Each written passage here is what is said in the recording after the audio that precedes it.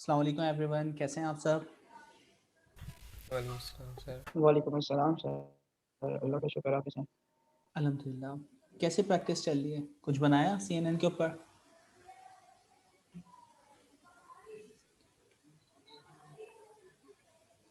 अच्छा, last assignment type भी आपको कुछ दिया था, मार्क्स का जो डेटा है, वेरिंग मार्क्स वाला, उसके ऊपर मॉडल ट्रेन करना था। कितने लोगों ने किया?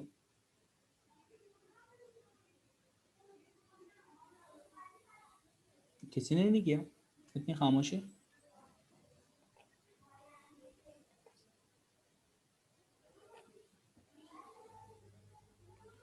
किसी एक ने भी नहीं किया दोस्तों? क्या कोई प्रॉब्लम आ रही थी? अस्सलाम वालेकुम सर। वालेकुम अस्सलाम। सर शुरू में आवाज़ नहीं आ रही थी, अब आ रही है। अच्छा, आवाज़ नहीं आ रही। मेरा सिंपल क्वेश्चन है कि आप लोग को एक असाइनमेंट टाइप दिया गया था कि वेरिंग मार्क्स वगैरह जो कोविड की वजह से हम पहन रहे थे, उसको डिटेक्ट करने के लिए एक एल्गोरिथम बनाना था, मॉडल ट्रेन करना था। तो किसी ने ट्रेन किया या नहीं? सर उसके लिए तो नेक्स्ट वीक का टाइम नहीं दिया था आपने, या इस वीक करना था? अच्छा, टाइम तो नेक्स्ट वीक का है, चले आप लोग कर लें। लेकिन काम छोटा सा था, इतना यानी ज़्यादा मुश्किल नहीं था। मुश्किल से 1-1.5 घंटे में आप डेटा वगैरह पर सर्च करके कर सकते हैं। सर अभी ऑफिस बैठे हुए हैं सर, संडे को भी खुद देख लें आप क्या हो रहा है। ये तो यार जॉब का एक पार्ट है, आपको बुला लिया जाता है। चलें, कोई नहीं। तो इसके साथ क्विज, हाँ इसके साथ क्विज भी सर था ना, क्विज की तैयारी कर रहे थे लोग। आज आप ही ठीक है। अच्छा, अब ना आपको करना ये है कंप्यूटर विजन से रेलेवेंट ना, जैसे डॉग एंड कैट, इस तरह ऑरेंज एंड एप्पल, आपने डेटा सेट उठा लेना। इस तरह 2-3 डेटा सेट उठाएं जिसके अंदर मुख्तलिफ क्लासिफिकेशन करते हैं। या चलें और नहीं, आपकी जो प्लांट के अंदर ना आप क्या नाम है डिजीज़ वगैरह को फाइंड करते हैं, उसका डेटा सेट बहुत पड़ा हुआ है। तो किसी भी प्लांट की जो पिक्चर्स हैं, आपकी लीव्स वगैरह की, उनकी पिक्चर्स कैप्चर की हुई है, उसमें बता रहे हैं कि इसको ये इस टाइप की डिजीज़ है, तो इस तरह का डेटा सेट कलेक्ट करें। कैगल पे पड़ा हुआ है, कलेक्ट आपको कुछ नहीं करना, लेबलिंग आपको कुछ नहीं करना। आपको सिर्फ जाना है, उसको डाउनलोड करना है और CNN अप्लाई करना है। तो आप लोगों की ये टास्क है, यानी क्वार्टर की CNN के कोई भी 2 मुख्तलिफ डेटा सेट जो आपको अच्छे लगते हैं, वो आपको उठाने, उसके ऊपर मॉडल ट्रेन करना है। क्योंकि बात देखिए यहाँ पे इतनी है कि आप जितना भी सीख लें, जब तक आप उसको ना इम्प्लीमेंट नहीं करेंगे ना, जब तक वो आपको नहीं आया। अच्छा, इम्प्लीमेंट से क्या मुराद है? इम्प्लीमेंट से मुराद ये है कि आप अपनी मर्जी की प्रॉब्लम, जो प्रॉब्लम आपको फेस हो रही है, या ऐसी चीज़ जिसमें आपको इंटरेस्ट है, उस चीज़ के ऊपर आप कोई मॉडल ट्रेन करना चाह रहे हैं। तो कोई भी एक मॉडल आपको फाइंड करना है, ठीक है? चाहे वो आपकी लीव डिटेक्शन हो, आपकी प्लांट के बारे में हो। जैसे कि आपका आईराइस डेटा सेट है ना, तो आईराइस डेटा सेट क्या था? उसके अंदर तो मशीन लर्निंग के अंदर उसके फीचर्स दिए हुए थे ना, कि उसके पेटल का साइज इतना है, उसके लीफ का साइज इतना है। तो कैलेक्स, अरोरा, एंड्रोशियम, गायनेशियम, जो भी उसके पार्ट होते हैं, उन चीज़ों को डिफाइन कर रहे हैं, तो वो फीचर्स मौजूद हैं। तो हमें उस पर नहीं, आईराइस डेटा सेट जो रियल फ्लावर्स की पिक्चर्स हैं, उनको आप फाइंड करें, क्या पता वो आपको मिल जाए, उसके ऊपर मॉडल ट्रेन करें। तो इस तरह करते हुए आप 2 या 3 डेटा सेट उठाएं और लाजमी उसके ऊपर आपको इम्प्लीमेंट करना है। ठीक है, इसमें किसी को कोई प्रॉब्लम? टारगेट, क्योंकि ज़िंदगी में जब तक आप अपने टारगेट नहीं बनाएंगे तो उनको फिर अचीव करने के लिए आप मेहनत ही नहीं करेंगे। तो टारगेट भी आपको खुद डिसाइड करना है कि ये मेरी डेस्टिनेशन, मुझे यहाँ पे पहुँचना है। कोई भी 2 या 3 डेटा सेट उठाने हैं रियल वर्ल्ड के। अब जैसे NID के स्टूडेंट्स ने अभी क्या किया था कि आपके जो चावल होते हैं, राइस जो होते हैं, उसको क्लासिफाई करने के लिए उन्होंने एक मॉडल ट्रेन किया था। पिक्चर्स मौजूद थी, सब कुछ मौजूद थी। उन्होंने एक छोटा सा मॉडल ट्रेन किया है और हमारे माशाल्लाह PIC के ही वो स्टूडेंट हैं। और आप देखें कितनी उनकी पॉपुलैरिटी हुई है कि पाकिस्तान के अंदर चावल को डिटेक्ट करने वाला फर्स्ट मॉडल बनाया है। उन्होंने ऐप के साथ उस मॉडल को सिर्फ कनेक्ट कर दिया, कोई इतना मुश्किल काम नहीं था। तो इस तरह की आप लोग थिंकिंग करें। आप इतने सारी चीज़ों में पिक्चर से रेलेवेंट जो भी आप मॉडल ट्रेन कर सकते हैं, आपके अगर जहन में कुछ आ रहा है उसमें कोई क्लियर यानी आपको चीज़ क्लियर नहीं हो रही, किसी पॉइंट में आप स्टक हो रहे हैं, वो मुझसे डिस्कस करें, टीम से डिस्कस करें। ये चीज़ समझ आ रही है? Yes sir. अच्छा सर, एक क्वेश्चन जी। सर, वो जो डाटा सेट हम उठाते हैं ना डायरेक्ट, फॉर एग्जांपल केगल वगैरह से, वो तो आपकी बात बिल्कुल ठीक है कि बने होते हैं ट्रेनिंग टेस्टिंग वैलिडेशन के लिए ना, उनकी पार्टीशन हुई होती है, उसमें टेंशन नहीं होती। लास्ट टाइम भी मैंने आपसे वो चेक करवाया था ना, वो क्या कहते हैं, ग्रोसरी स्टोर वाला सर, मैं उस पर काम करना चाह रहा हूँ और अभी कर भी रहा हूँ उसी पे। उसमें ठीक है। सर इशू ये आ रहा है कि कस्टम अगर डाटा को बंदा बनाता है ना टेस्टिंग ट्रेनिंग वैलिडेशन के लिए, जो स्प्लिटिंग करता है, तो वो वाली अगर उस पर ट्रांसफर लर्निंग अप्लाई करे, कोई भी चीजें उठा के, वो एक्यूरेसी वैसे नहीं आ रही है, वो एरर दे देता आगे।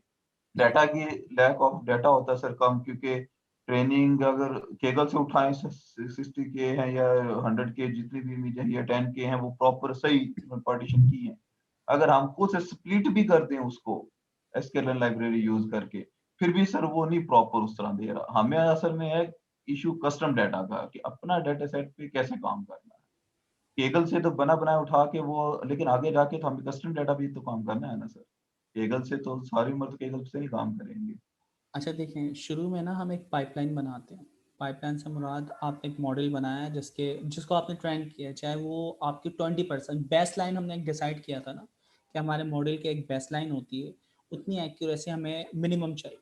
तो अगर बेस लाइन आपने मॉडल डिसाइड किया हुआ है, उतनी एक्यूरेसी आ रही है, आप उसको प्रोडक्शन में लगा सकते हैं। उससे फ़ायदा ये है कि जब वो प्रोडक्शन में चलेगा, नई नई पिक्चर वो क्या नाम है डिटेक्ट करेगा, जिसकी क्लासिफिकेशन गलत होती है आप उसको उठा के बाद में खुद भी देखना, उसको दोबारा से लेबल करना है, और फिर उसके बाद आपके पास एक हफ्ते बाद और ज़्यादा डेटा आ जाता है और उसके ऊपर आप ट्रेन करें। तो ये तो एक पाइपलाइन बनेगी। अगर मैं कहता हूँ शुरू में पहले दिन ही मॉडल को ट्रेन करके मैं परफेक्टली उसके रिजल्ट चाहूँ, तो ऐसा नहीं होगा। फेसबुक की एग्जाम्पल है ना, जब ये फेस को डिटेक्ट करके आपके फ्रेंड की लिस्ट के अंदर उसको टैग करती थी, तो क्या शुरू में इतनी अच्छी एक्यूरेसी थी कि मैं जैसे ही अपने फ्रेंड्स की पिक्चर्स अपने साथ अपलोड करता हूँ वो उनको टैग कर दें? पहले तो ऐसा नहीं था।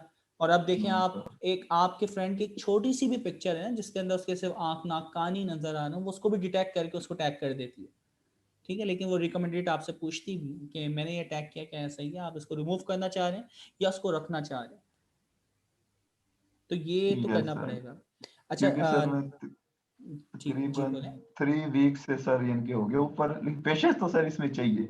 52% तक मैं पहुंच गया था एक्यूरेसी पे, मैं ये चाह रहा था ना 80 या 90 आए।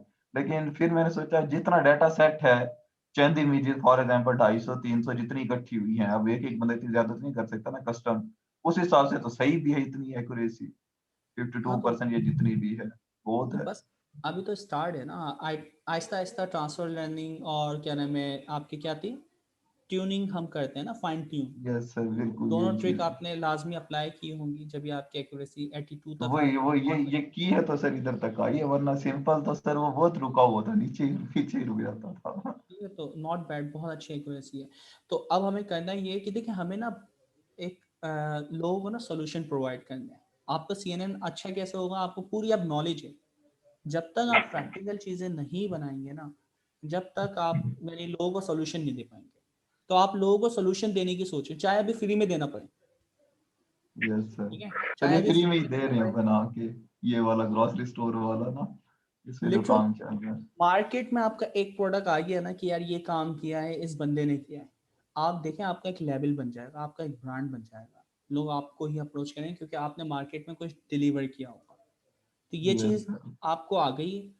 और आप 2-3 डेटा सेट वगैरह उठा के उसकी मोबाइल ऐप जो भी आपको काम आता है, मोबाइल ऐप के जरिए, डेस्कटॉप एप्लीकेशन के जरिए आप उसको कनेक्ट करके उसकी एक छोटी सी वीडियो क्लिप बना के सोशल मीडिया पर डालें, ताकि लोगों को पता तो चले जंगल में मोर नाचे किसने देखा। तो सारे हम यस काम कर रहे हैं, बहुत अच्छे अच्छे मॉडल बना रहे हैं, लेकिन प्रॉब्लम ये है कि किसी को पता ही नहीं।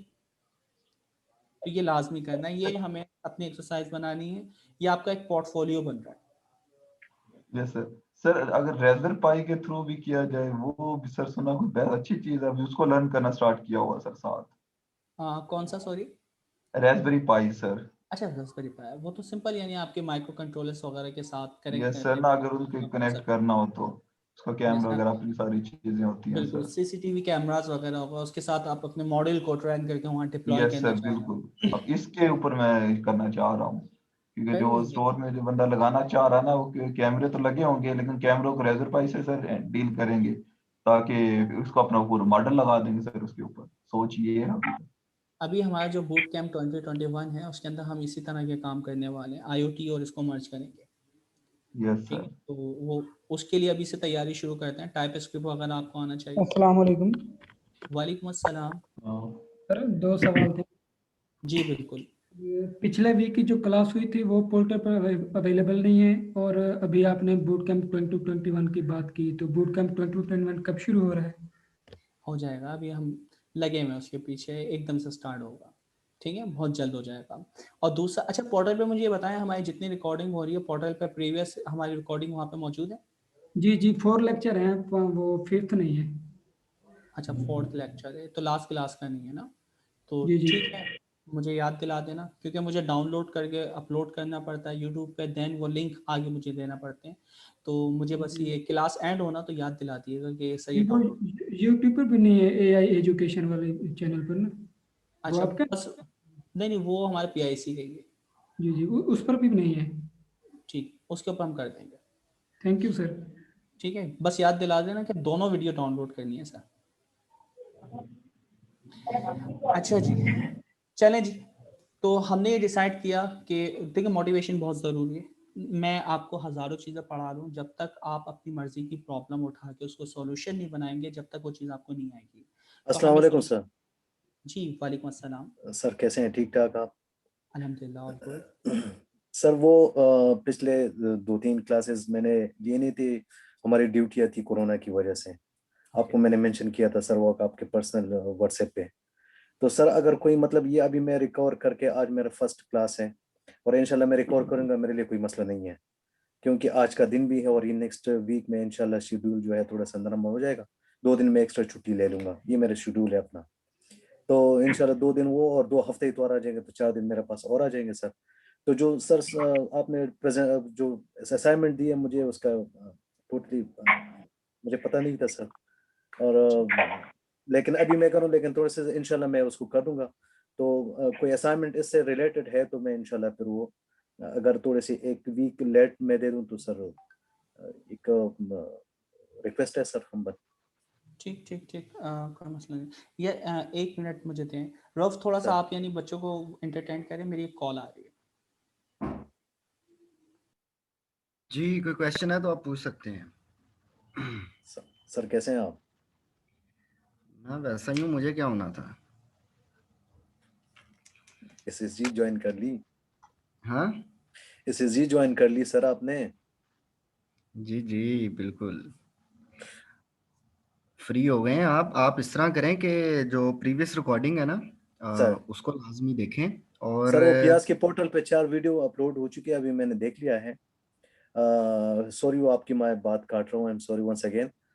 उसको मैं करके ना सर नेक्स्ट वीक इंशाल्लाह वो सारा, और ये वीक मैं क्या इंशाल्लाह मैं उसको कवर कर दूंगा।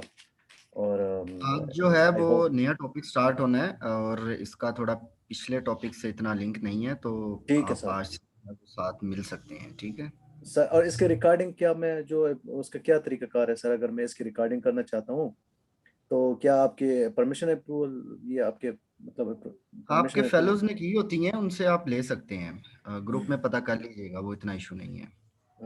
Right sir, right sir. Mubashshir अच्छा अली।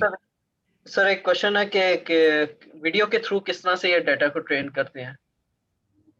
वीडियो असल में क्या होती है, वीडियो इमेजेस ही होती है ना, फास्ट मूविंग, 1 सेकंड में 14 फ्रेम्स आपके जा रहे होते हैं इमेजेस के, तो वीडियो भी इमेजेस ही है, वही सारी सिनेरियोज लगते हैं इसमें भी।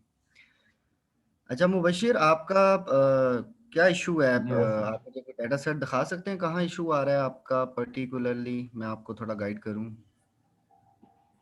सर मैं अभी उसको 1 मिनट रन कर लूँ फाइल को, 1 मिनट से वो कॉपी जगह पे चला के रखी हुई है कि किसी ना किसी से तो एक्यूरेसी आए ना। मैं अभी आपने चेक जो करता लास्ट हूँ। टाइम दिखाया था ना, मुझे जो समझ आई थी, आपने पिछले वीक से पिछले वीक कोई डाटा सेट दिखाया था आपका, पिछले लास्ट वीक। वो डाटा सेट में मुझे इशू लग रहा है, क्योंकि वो आपने मैनुअली गैदर किया है, तो उसमें यस जहां पर सर यही है। आपको कंफ्यूजन हो रही होनी है ना, वो पॉइंट जो है ना, वो थोड़ा मेरे माइंड में 1-2 आ रहे थे, तो मैंने कहा वो आपको बताता चलूं। Yes sir. सर मुझे भी, क्योंकि जितनी R&D बाद में की ना, मैं सर को अभी यही बोल रहा था, सर कासिम को ना, कि अभी हम केगल से अगर जो भी उठाते हैं हमें टेंशन नहीं होती थी कि वो स्प्लिट हुआ हुआ होता था, और लेबलिंग शेबलिंग सब उन्होंने की होती, हमें जस्ट यूज करना होता था। लेकिन कस्टम डाटा है, अगर चाहे 10 या 50 इमेजेस भी बंदा अगर काम करे ना, उसकी अगर उसको स्प्लिट करता है, उसकी लेबलिंग करता है, उसमें बहुत ज्यादा सर इशू आते हैं। और बाइनरी पे ही क्यों ना करता हूँ, मैं तो मल्टी क्लास पे कर रहा हूँ, 8 10 10 20 क्लासेस पे कर रहा हूँ। देखें जो वो कैगल वाले डाटा सेट और ये वो होते हैं ना, ये वेल ऑर्गेनाइज्ड होते हैं, यस बहुत सर, ऑर्गेनाइज्ड बिल्कुल। होते हैं। और सर आप जब हम कस्टम डाटा करते हैं ना, तो वो इतना स्ट्रक्चर्ड नहीं होता, उसके अंदर बिल्कुल। ना मॉडल को कंफ्यूजन होने के बहुत चांसेस होते हैं। Yes sir. स्प्लिट इशू नहीं है, स्प्लिट करना तो इशू नहीं है डाटा को, और ना ही लेबलिंग इशू है। जो टेक्निकल इशू जो आपका डाटा सेट देख के मुझे लग रहा था ना, वो ये लग रहा था कि डाटा सेट जो है वो बनाया ही ठीक नहीं गया, कैप्चर नहीं ठीक किया गया। जैसे आपने एक मैं भी सर। पैकेट, फॉर से एग्जांपल देता हूँ, आपने एक इमेज शो करवाई थी, आपने एक पैकेट की इमेज शो करवाई थी, स्नैक्स यस का सर। कोई था, पता नहीं कौन से, तो वो बीन्स। उसको आई थिंक पता नहीं टॉफी कह रहा था जब उसकी वो आउटपुट दे रहा था आपका मॉडल। अब यस वो सर। अपनी तरफ से वो राइट है मॉडल आपका, क्योंकि उसके पैकेट के ऊपर आप देखें इमेजेस छोटी छोटी बनी हुई थी गोल गोल सी, जिसे आपके मॉडल ने मे भी टॉफी आइडेंटिफाई कर लिया हो। तो ये जो है ना, ये कोई इंजीनियर बन के नहीं सोचना होता, ये बहुत छोटी छोटी ये कॉमन सेंस पॉइंट्स होते हैं आपके। तो वो पैकेट के ऊपर जब वो टॉफी टाइप शेप्स आ रही हैं, तो वो पैकेट को एज ए होल आइडेंटिफाई नहीं कर रहा कि ये कोई पापड़ वगैरह है या कुछ और है। वो उसके ऊपर बने हुए वो गोल गोल सी चीजों को लेकर टॉफी के साथ मैच करके कहता है कि ये टॉफी है। आपको यस चाहिए कि सर। आप जब अपने इमेजेस लें, तो उनको थोड़ा कैमरे से दूर करके कैप्चर करें। आपकी जो वो इमेज बन रही थी, जितने बाय जितनी की भी इमेज थी आपकी, उसके अंदर सारे का सारा वो पैकेट जो है वो आ रहा था, उसको दूर करें ताकि वो पैकेट के कॉर्नर्स को भी आइडेंटिफाई करे, उसकी शेप को आइडेंटिफाई करे, ना कि पैकेट के यस ऊपर बनी हुई चीजों को देखना शुरू कर दे वो। क्योंकि पैकेट के ऊपर तो मे बी कार्टून बना हो, तो वो आइडेंटिफाई कर ले जी मैंने ह्यूमन देखा है इस इमेज के अंदर। तो वो मॉडल यस में मसला नहीं है, आप उसको जो फीड कर रहे हैं ना, इसको कहते हैं गार्बेज इन गार्बेज आउट। अगर गार्बेज यस उसको इस सर। तरह का देंगे तो वो भी गार्बेज किस्म की आउटपुट देगा। तो आप बिल्कुल फर्स्ट स्टेप पे दोबारा जाएं, अपने खुद से बैठ के देखें कि आप जो है वो डाटा सेट कैसा जनरेट कर रहे हैं, उसको ठीक करें पहले।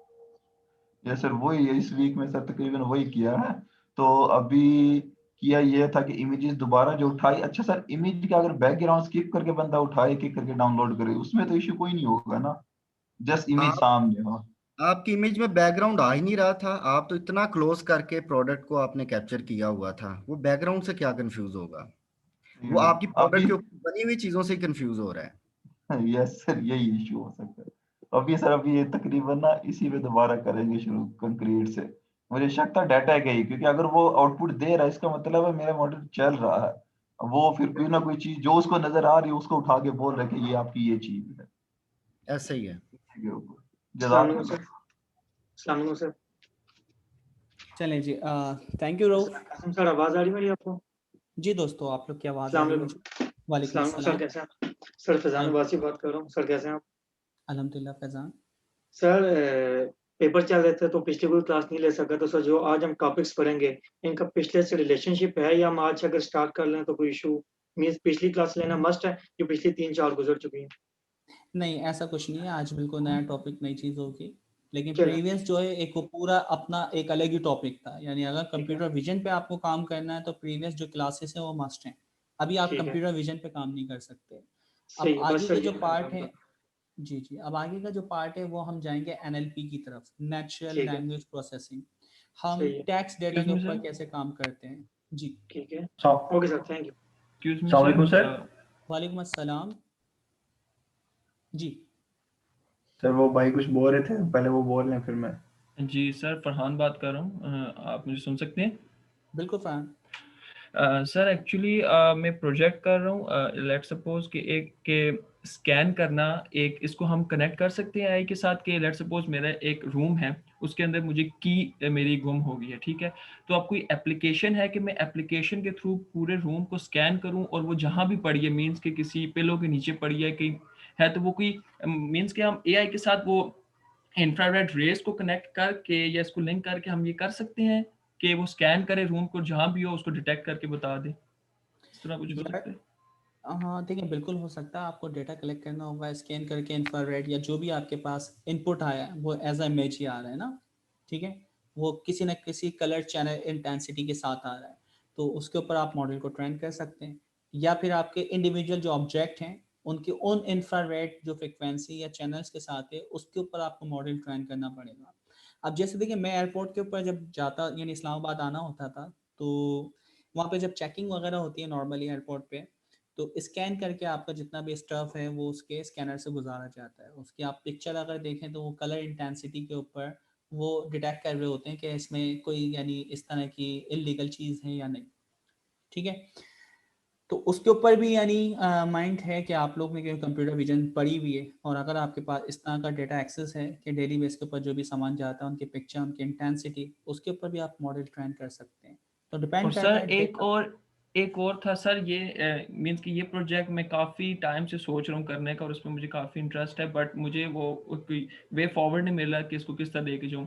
सर आपको पता है जिस तरह हमारे यहाँ पर सुसाइड अटैक्स होते हैं काफ़ी, तो इसको मैं ये सोच रहा था कि कोई ऐसी एप्लीकेशन हो कि कैमरे के थ्रू हम उसको अटैच करें कि जिस बंदे ने इस तरह की कोई सुसाइड जैकेट पहनी हुई है, कोई इस तरह का उसके पास मटेरियल है, तो वो दूर से डिटेक्ट हो सके, और मतलब किसी भी क्राउड प्लेस पर वहाँ पर जिसके पास भी वो खुद कुछ जैकेट वगैरह जो भी है, कोई मवाद शवाद है या किसी गाड़ी में फिट हुआ है, तो वो हम डिटेक्ट कर लें और हमें पता चल जाए कि यहाँ पर पड़ा है, तो हम जाके उसको जान लोगों को बचा सके। मीन्स इस तरह का कोई कंसेप्ट है, उसका मुझे एक वे फॉरवर्ड नहीं है कि अगर आप गाइड कर लें तो। अच्छा फरहान, देखें, है तो एप्लीकेशन आइडिया बहुत अच्छा है, लेकिन इसके लिए जो हमें वो डेटा चाहिए ना, डेटा किस फॉर्म में किन सेंसर से हम ले रहे हैं, ठीक है, जब भी तो हम एआई और आईओटी को कनेक्ट करना चाह रहे हैं, तो हर चीज़ हम कैमरे की आंख से डिटेक्ट नहीं कर सकते। उसके लिए आपको इंफ्रारेड स्कैनिंग वगैरह और बहुत सारी चीज़ें आपको चाहिए होंगी। तो वो फिर पूरा सिस्टम आपको पहले बैठ के मैनुअली सोचना पड़ेगा कि मैं एक इंसान को बिठाता हूँ, उस इंसान को मैं ये 10 चीज़ें या 5 चीज़ें दिखाता हूँ, फिर वो डिटेक्ट करके बताता है कि इसके साथ प्रॉब्लम है या नहीं, इसने यानी खुद का यानी ये हमला कर सकता है या नहीं कर सकता, ये ब्लास्ट कर सकता है या नहीं कर सकता।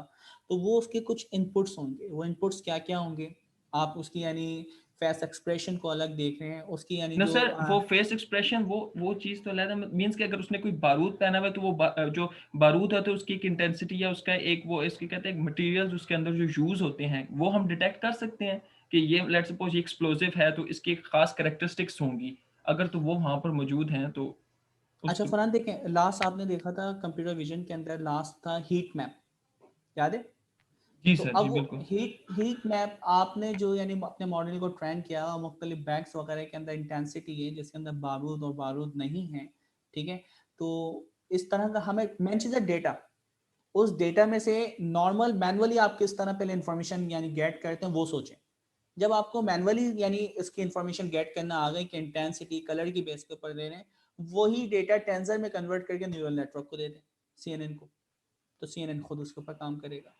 Okay, thank you sir. ठीक है, most welcome. Assalamu alaikum, sir. जी वालेकुम अस्सलाम।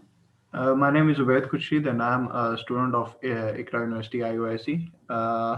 I'm doing BScs, so it's my last semester.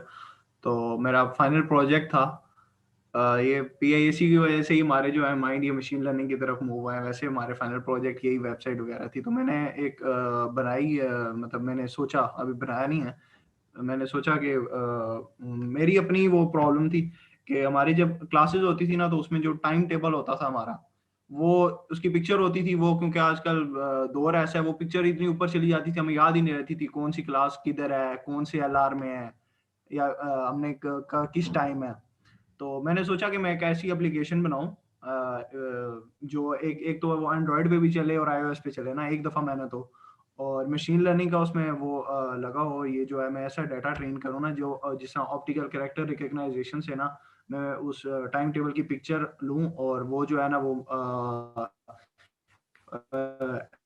मेरी एप्लीकेशन में चला जाए, एज अ सर्वर बना दूं और एप्लीकेशन में चला जाए और वो मुझे बता दे, या उस टाइम पे मुझे बता दे कि आपकी मंडे को क्लास है, किस टाइम है, उस टाइम पे मुझे नोटिफिकेशन दे दे, इस तरह कुछ ना।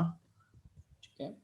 तो अभी आपने जैसा बोला ना कि कंप्यूटर विजन अभी हम नेचुरल की तरह मतलब टेक्स्ट को किस तरह वो गेट कर रहा है, तो मैंने कहा कि मेरा प्रोजेक्ट भी इसी तरह का ही है, तो मैं ज़रा थोड़ा सा आप भी ना मेरे प्रोजेक्ट को माइंड में रख के ना कि ऐसे हो सकता है। मैंने मतलब स्टार्ट नहीं किया, मुझे पता नहीं है कि ये मेरा प्रोजेक्ट किस सब जाएगा या इसको कैसे करना है, अच्छा बट फिर भी थोड़ा बहुत। बिल्कुल ग्रेट हो गया। सबसे पहले तो आपको एक नॉर्मल OCR की जो एप्लीकेशन है वो बनती कैसे, ठीक है, उसके ऊपर ना बहुत सारे आपको थोड़ी सी रिसर्च करना पड़ेगी। तो गूगल स्कॉलर वगैरह के ऊपर जाएं, मुख्तलिफ कम से कम आप ना 25 से 30 पेपर पढ़ें, ये कम से कम बता रहा हूँ, ठीक है। और पढ़ने का तरीका ये है कि आप उसका एब्स्ट्रैक्ट पढ़ें, कंक्लूजन पढ़ें, उससे आपको डिटेल पता चलेगी इसमें क्या चीज़, क्या सॉल्यूशन प्रोवाइड किया गया है।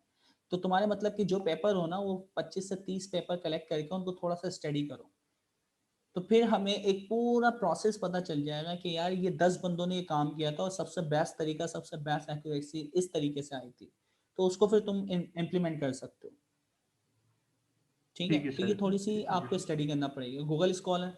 और फिर पेपर आपको चोरी करने हैं तो फिर वो आपको पता है बहुत सारे तरीके हैं, फ्री में ही मिल जाएंगे, वरना तो पेड होते हैं। जी सर। ठीक है, तो हम सर इंशाल्लाह काइंडली, ताला जी सर सॉरी, वो सर ये कौन सा प्लेटफॉर्म आपने बताया, दोबारा आप काइंडली रिपीट कर लें। गूगल स्कॉलर ना, गूगल स्कॉलर पेपर सर्च करने के लिए होता है। मैं चले आपको थोड़ा सा दिखा देता हूँ सर। यह आपका है scholar.google, ठीक है। आपको सर किसी भी चीज़ के पे सर्च करना है, OCR आपने सर्च किया, आप यहाँ पे रेंज बता सकते हैं। लास्ट मुझे 3 इयर्स के चाहिए, मैं कह रहा हूँ कि 2018 से 2021 तक जितने पेपर लिखे हैं वो सर्च कर दो, ठीक है। ये मुख्तलिफ पेपर्स आ रहे हैं, इनके पेपर जर्नल्स वगैरह आप स्पेसिफिक करना चाह रहे हो जर्नल्स भी कर सकते हैं, ठीक है। जैसे कि मैं जर्नल स्पेसिफिक कर रहा हूँ IEEE, तो IEEE के अंदर जितने रिसर्च पेपर लिखे गए हैं वो सारे मेरे पास आ रहे हैं, ठीक है। अच्छा, कुछ पेपर आपको ना PDF के अंदर मिल जाएंगे। अच्छा, अब कुछ पेपर पे ये क्या होंगे, पेड होंगे, जैसे ये पेपर मुझे मिल रहा है। अब जो भी आपको पेपर मिले ना, आपको देखिए कंप्लीट पढ़ना तो बहुत ही मुश्किल हमारे लिए हो जाता है, तो सिंपल सा तरीका होता है कि आप उसका इंट्रोडक्शन पढ़ें, ठीक है, एब्स्ट्रैक्ट, इंट्रोडक्शन, और लास्ट उसकी होती है कंक्लूजन, यारी, तो उससे पेपर के अंदर क्या चीज़ मौजूद है वो पता चल जाएगी।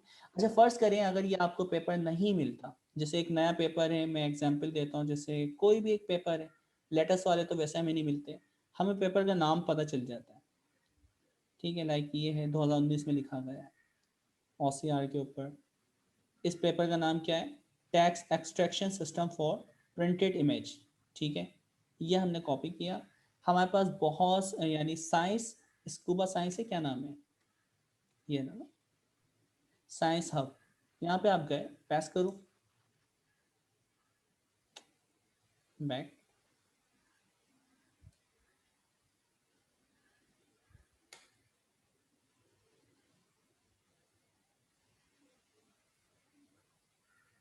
इमेजेस था, इमेज था, ओके, एस मैंने रिमूव कर दिया है, ठीक है। इसको थोड़ा तो सर्च करना चाहिए था। कासिम भाई इसका नाम नहीं उठाना, इसका लिंक वहां से कॉपी करें आप, पूरा एक मिनट, वेब लिंक। ठीक है, ये आ रहा है ना पेपर। अच्छा, वैसे पेपर तो इसने यहीं दिया हुआ है ना,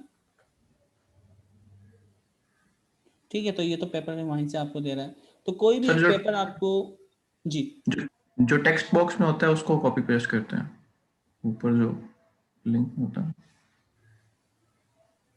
हाँ, उसको डायरेक्टली लिंक मांग रहा होता है ना, तो ये आपके पास जैसे ये लिंक यही आ रहा है ना, जी सर। अच्छा, नाम से वो है पेपर विद कोड के ऊपर से आप उठा सकते हैं,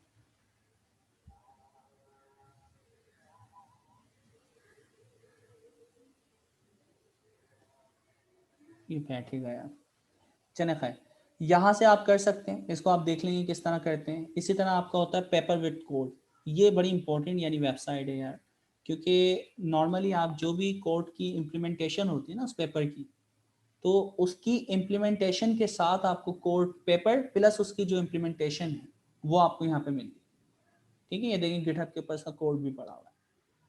तो सबसे मुश्किल तरीन काम यही होता है कि उसने जो रिसर्च किया, उसने जो डेटा सेट इस्तेमाल किया, क्या रिजल्ट आए, क्या चीज़ें आई हैं, तो वहाँ से आप वेरीफाई भी कर सकते हैं। सही है, तो ये थोड़ी सी हमने रिसर्च वाली चीज़ भी देख ली। वैसे हमारे इसका पार्ट तो नहीं है, लेकिन ये बड़ी इंपॉर्टेंट चीज़ है, क्योंकि हम जिस फील्ड से कनेक्ट हुए हैं ना उसमें टोटली जो काम है ना वो रिसर्च का है। जब आप चीज़ें सीख लेते हैं ना, जब आपके कॉन्सेप्ट क्लियर हो जाते हैं, अब आपको रिसर्च करना पड़ती है, ठीक है। तो रिसर्च आप लोग को लाजमी करना पड़ेगी।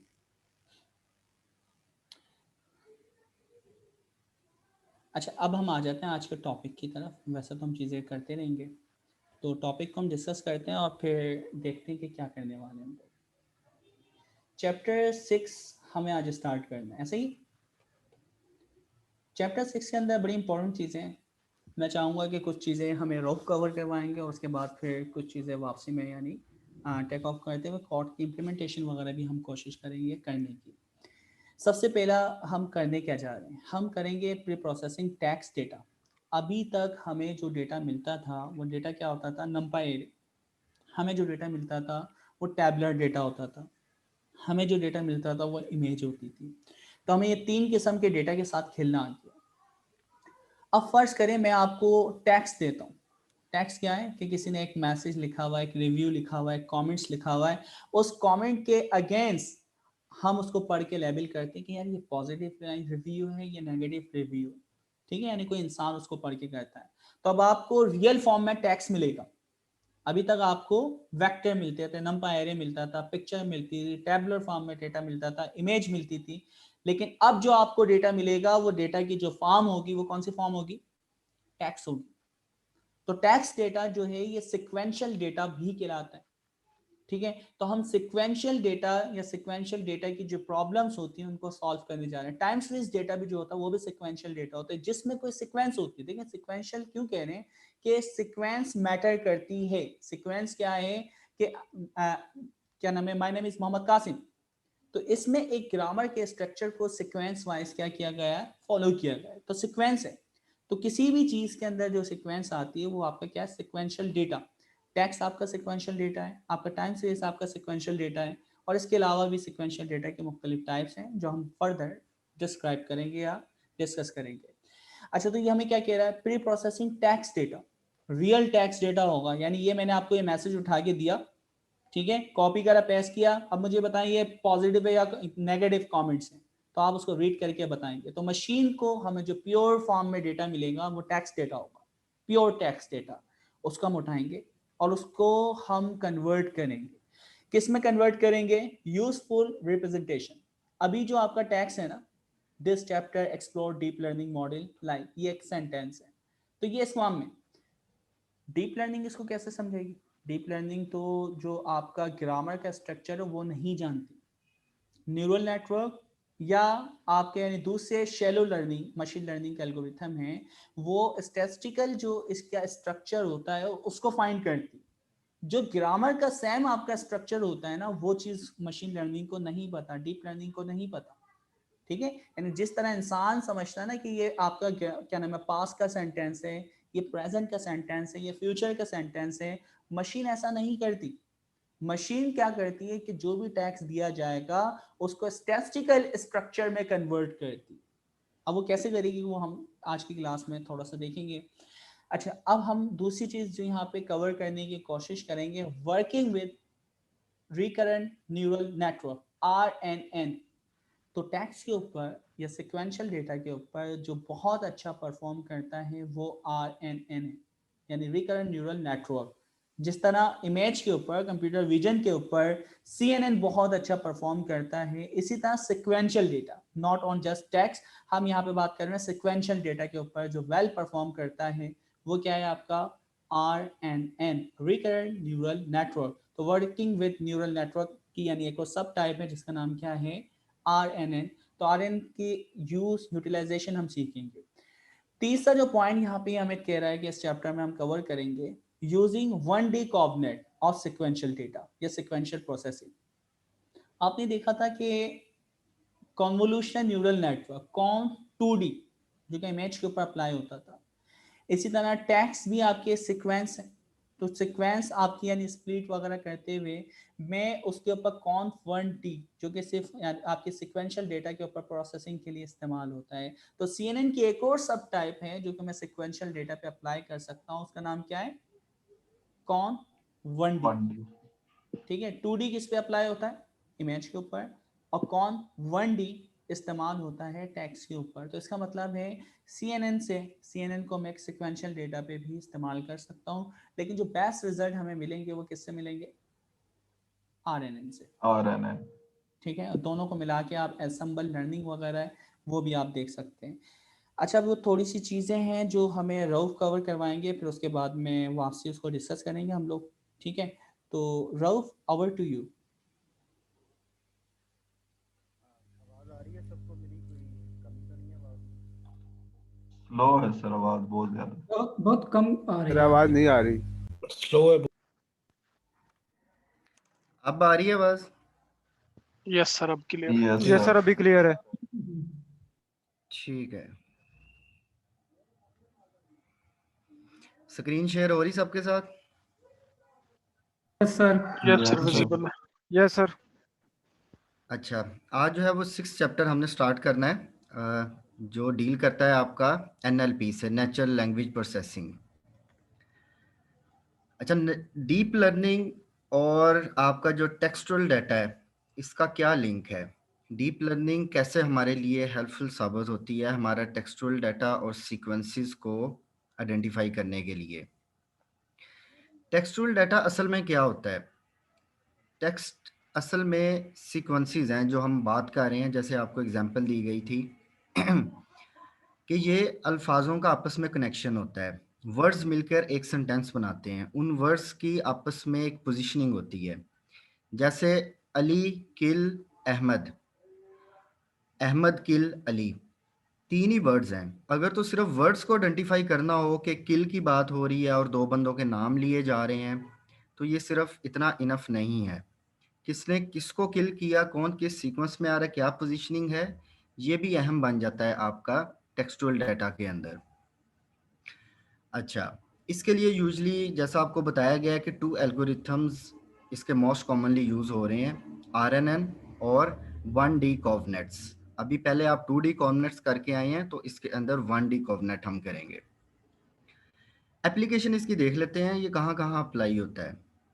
Documents classification and time series classification, जो भी डॉक्यूमेंट्स आपके पास आते हैं उनको क्लासिफाई करना कि ये जो भी आपकी आउटपुट आप उस डॉक्यूमेंट से रीड करना चाह रहे हैं, जो भी आउटपुट हासिल करना चाह रहे हैं। Sequence to sequence learning, sequence to sequence से मुराद है कि एक इंग्लिश मेरे पास लिटरेचर है, एक मेरे पास फोर से चाइनीज़ लिटरेचर है, तो मैं इंग्लिश लिटरेचर को चाइनीज़ लिटरेचर में कन्वर्ट कर सकता हूँ, मतलब कि एक लैंग्वेज के सीक्वेंस से निकल के मैं दूसरे लैंग्वेज के सीक्वेंस में इन हो सकता हूँ। ये भी इसकी एप्लीकेशन है। सेंटिमेंट एनालिसिस, सेंटिमेंट एनालिसिस किए जा सकते हैं कि फोर से कोई कमेंट्स वगैरह आपने रीड करने हैं या मूवीज़ के रिव्यूज़ हैं, तो उसके बारे में देखना है कि ये अच्छे कमेंट आ रहे हैं, बुरे कमेंट आ रहे हैं, या बंदे का मूड क्या है, हैप्पी है, एक्साइटेड है, व्हाट्सएवर जिस टाइप का भी सेंटिमेंट है वो सारा के सारा इससे एनालिसिस किया जा सकता है। टाइम सीरीज फोरकास्टिंग की जा सकती है, फ्यूचर का वेदर प्रेडिक्ट करना, कल को आने वाले जो आपकी स्टॉक एक्सचेंज की प्राइजेज हैं या किसी रेस्टोरेंट की सेल्स प्रेडिक्ट करना, जो भी वक्त के साथ जिसमें सीक्वेंस आ जाता है वो भी ये काम किया जा सकता है। अच्छा, अब आप ये इस पे थोड़ा परेशान हो रहे होंगे कि हम टेक्सचुअल डाटा को डील कर रहे हैं, तो जो टाइम सीरीज एनालिसिस हैं या सेल्स फोरकास्टिंग या आपने डॉलर की प्राइस अप डाउन देखनी है, तो ये तो टेक्सचुअल में नहीं आता ना, ये तो सिंपल आपकी कोई प्रॉब्लम दूसरी वाली बन जाती है, जिसके अंदर आपके पास एक कॉलम है जिसके अंदर डेट है और दूसरे कॉलम के अंदर आपके पास आउटपुट है, उस डेट को क्या वेदर की कंडीशन रही है, उस डेट को क्या सेल रही है, उस डेट को क्या डॉलर की प्राइस रही है। टेक्सचुअल डाटा नहीं है आपका। ये यहाँ पर लिखने का ये मकसद है या इसकी एप्लीकेशन यहाँ इसलिए बयान की जा रही है, जैसे कि फोर से मेरे पास ईद उल अज़हा का मौका है और मेरे पास एक बकरा है, मैं उसको ज़िबा करने के लिए एक छुरी मंगवाना चाह रहा हूँ। ठीक है, बकरा ज़िबा करना मेरा मकसद है और उसको मैंने किस टूल से करना है, वो मेरे पास छुरी है। अब जब मेरे पास छुरी आ गई है तो मैं उससे गाय भी ज़िबा कर सकता हूँ, दुम्बा भी ज़िबा कर सकता हूँ, उसको लेटर ऑन किचन में सब्जी काटने के काम भी आ सकता है। तो इसी तरह हमने असल में टेक्सचुअल डाटा को देखना था।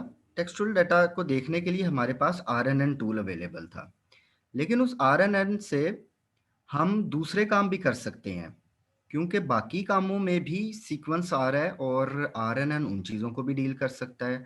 टाइम सीरीज एनालिसिस में सारे का सारा सीक्वेंस होता है, आप डाटा को आगे पीछे नहीं कर सकते।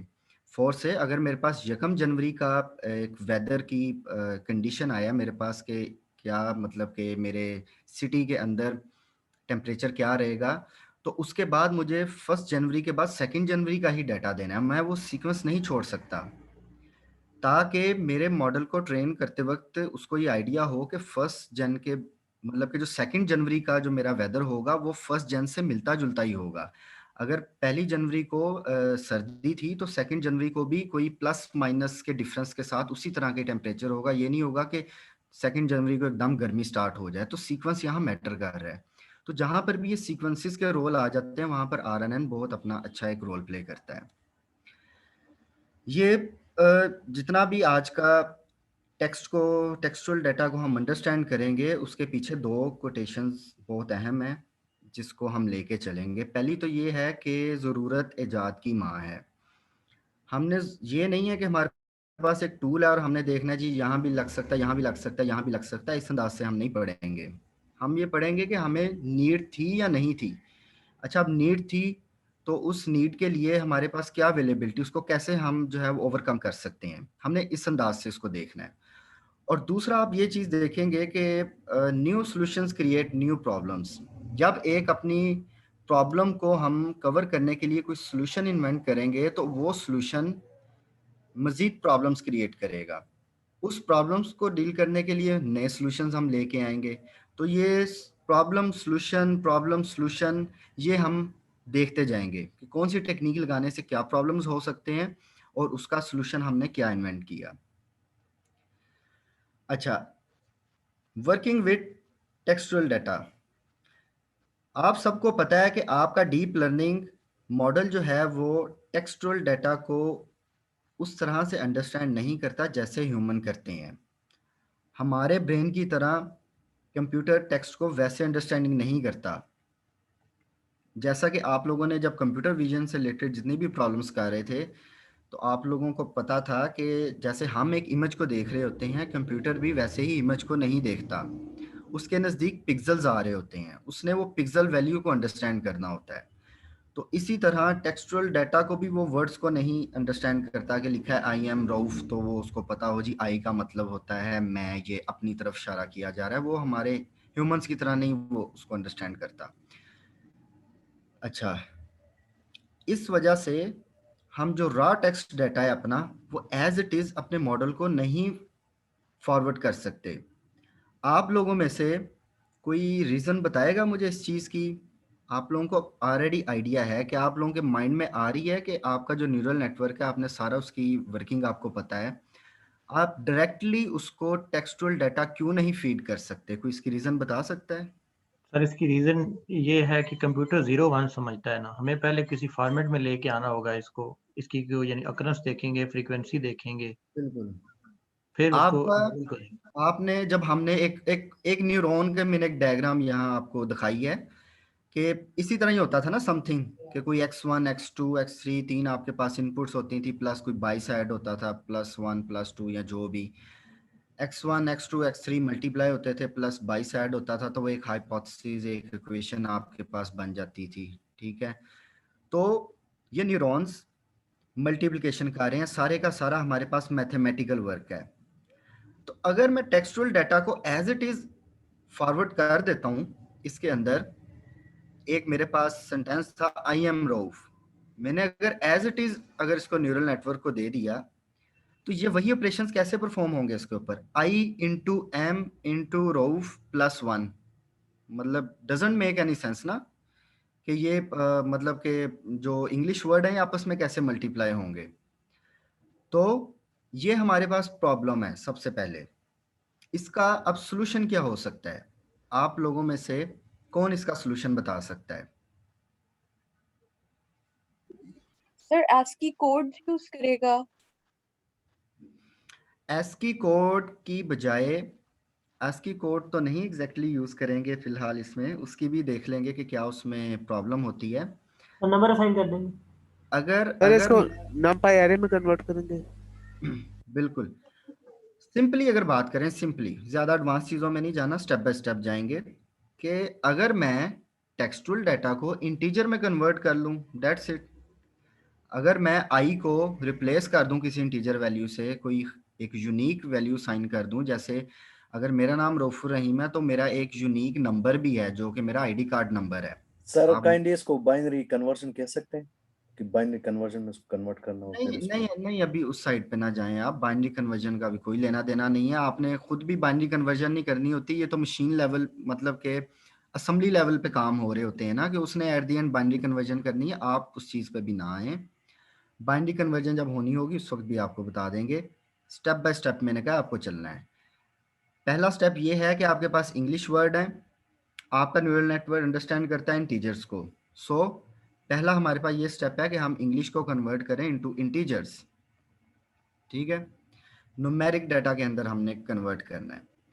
अब न्यूमेरिक डाटा के अंदर जब मेरे पास कोई इंग्लिश वर्ड्स का कोई मजमूआ आता है, सेंटेंसेस आते हैं, पैराग्राफ आता है या कुछ भी मेरे पास ऐसे आता है, तो सबसे पहला स्टेप होता है कि मैंने उनको टोकन्स में कन्वर्ट करना होता है। टोकन क्या है? कुछ भी नहीं है, जस्ट वर्ड्स को मैंने सेपरेट कर लिया और उसके बाद उनको मैंने यूनिक इंटीजर वैल्यूज असाइन करना शुरू कर दी। जैसे मेरे पास सेंटेंस था आई एम रऊफ, तो आई का एक मैंने अलहदा टोकन बना लिया, एम का मैंने अलहदा टोकन बना लिया, रऊफ का मैंने सेपरेट से टोकन बना लिया, ताकि मैं later on her individual word को या हर इंडिविजुअल टोकन को एक यूनिक वैल्यू असाइन कर सकूं। 4 से मैंने 1, 2 और 3 कर दी, कुछ भी की जा सकती थी। अब इससे क्या बेनिफिट होगा? इससे बेनिफिट होगा कि आपका सिस्टम, पहली प्रॉब्लम से हम निकल आए हैं कि वो टेक्सचुअल डाटा को नहीं अंडरस्टैंड करता था। हमने कहा नो प्रॉब्लम, हम इसको इंटीजर्स में कन्वर्ट कर लेते हैं। अब तो आप 1 इंटू 2 इंटू 3 मल्टीप्लिकेशन कर सकते हैं ना। अच्छा, अब ये काम करने के या इसको स्मार्ट वे में काम करने के 2 तरीके हैं। तरीके नहीं हम पढ़ेंगे फिर, जैसे कि हमने स्टार्ट में कहा है कि हम प्रॉब्लम पढ़ेंगे कि एक जो हमने मेथड यूज़ किया उसके अंदर क्या ऐसी प्रॉब्लम आ रही हैं कि हमें दूसरे मेथड की तरफ मूव होना पड़ रहा है, और दूसरे मेथड में ऐसी कौन सी प्रॉब्लम्स आ रही हैं कि हमें तीसरे मेथड में मूव होना पड़ रहा है। और वो प्रॉब्लम्स और उनके सोल्यूशन आप खुद ही मुझे बताएंगे, क्योंकि वो बहुत स्ट्रेट फॉरवर्ड हैं और जस्ट कॉमन सेंस आपकी यूज़ होनी है। अच्छा, अब बहुत सारे आप लोग वन हॉट एनकोडिंग से वाकिफ़ होंगे, लेकिन जो मैं बताने जा रहा हूँ एक वो साइड भी इसकी आप देख लें वन हॉट एनकोडिंग की। बाइनरी और इन चीज़ों से बाहर निकल कर एक इसका असली फ़ायदा भी आप लोग देख लें। सबसे पहले तो आप इस चीज़ पे फोकस करें कि जो ये मैंने आई एम रऊफ लिखा है और मैंने उसको 1, 2 और 3 असाइन कर दी हैं वैल्यूज़। ये तो मुझे पता है ना कि 1 जो है वो रेफ़र कर रहा है आई को, और 2 रेफ़र कर रहा है एम को, 3 रेफ़र कर रहा है रऊफ को। लेकिन कंप्यूटर के लिए ना जो 1, 2, 3 डिजिट है ना, ये वो उसका असली मतलब ले लेता है। जैसे 2 है, ये 1 से डबल है। 3 जो है ये 1 और 2 दोनों से ग्रेटर है। ठीक है, तो असल में तो ऐसा कुछ नहीं ना हो रहा कि रऊफ जो है वो आई से 3 टाइम्स ग्रेटर हो, या एम वर्ड जो है वो आई से 2 टाइम्स ग्रेटर हो। लेकिन जब इसकी कन्वर्जन की जा रही है इंटीजर वैल्यूज के अंदर, तो वो कन्वर्जन ये बता रही है, ये रिप्रेजेंट कर रही है 3, ये बोल रहा है चीख चीख के कि मैं 1 से जो है वो 3 टाइम्स ग्रेटर हूं। ठीक है, दैट्स अ बिग प्रॉब्लम। दूसरी एग्जांपल से इसको बताता हूं कि कोई मेरे पास टोकन आया एप्पल, उसको मैंने 5 इंटीजर असाइन कर दिया। एक और टोकन आया ऑरेंज, उसको मैंने 20 असाइन कर दिया। तो क्या इनको जो मैंने नंबर असाइन किए हैं इसका मुझे कोई आंसर दे सकता है? ये जो मैंने यहां लिखा है, किसी को अंडरस्टैंडिंग हुई है इस बात की? Yes, sir. In computer, orange is 4 times greater than apple numerically.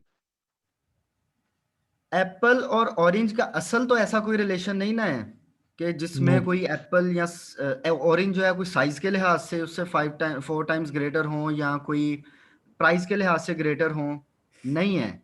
लेकिन जब मैं उसको इंटीजर में कन्वर्जन कर रहा हूं, जी सर, यहाँ पे डिजिट के लिहाज से वो ग्रेटर डिजिट देन जब होगा। मैं उसकी कन्वर्जन कर रहा हूं तो keep it in mind, digits ये रिप्रेजेंट कर रहे हैं कि जो 20 जिसको साइन किया गया है ना, 20 तो 5 से 4 गुना बढ़ा है। 5 इंटू 4 इज इक्वल टू 20। ये अब उसकी वेटेज बन चुकी है हैवी।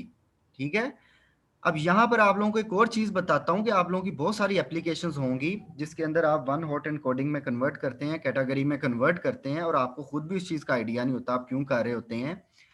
वो इसलिए कि जब आप कोई एक एप्लीकेशन बनाते हैं जहाँ पे स्टूडेंट आईडी आ जाए, या आप डिफरेंट रेस्टोरेंट्स की 100 रेस्टोरेंट है आपके पास, कोई आप एप्लीकेशन बनाना चाह रहे हैं कि उनकी सेल्स की फोरकास्टिंग करनी, डिमांड की फोरकास्टिंग करनी है, कोई भी उनकी एप्लीकेशन बनानी है, तो आपका पहला कॉलम हमेशा होता है रेस्टोरेंट आईडी।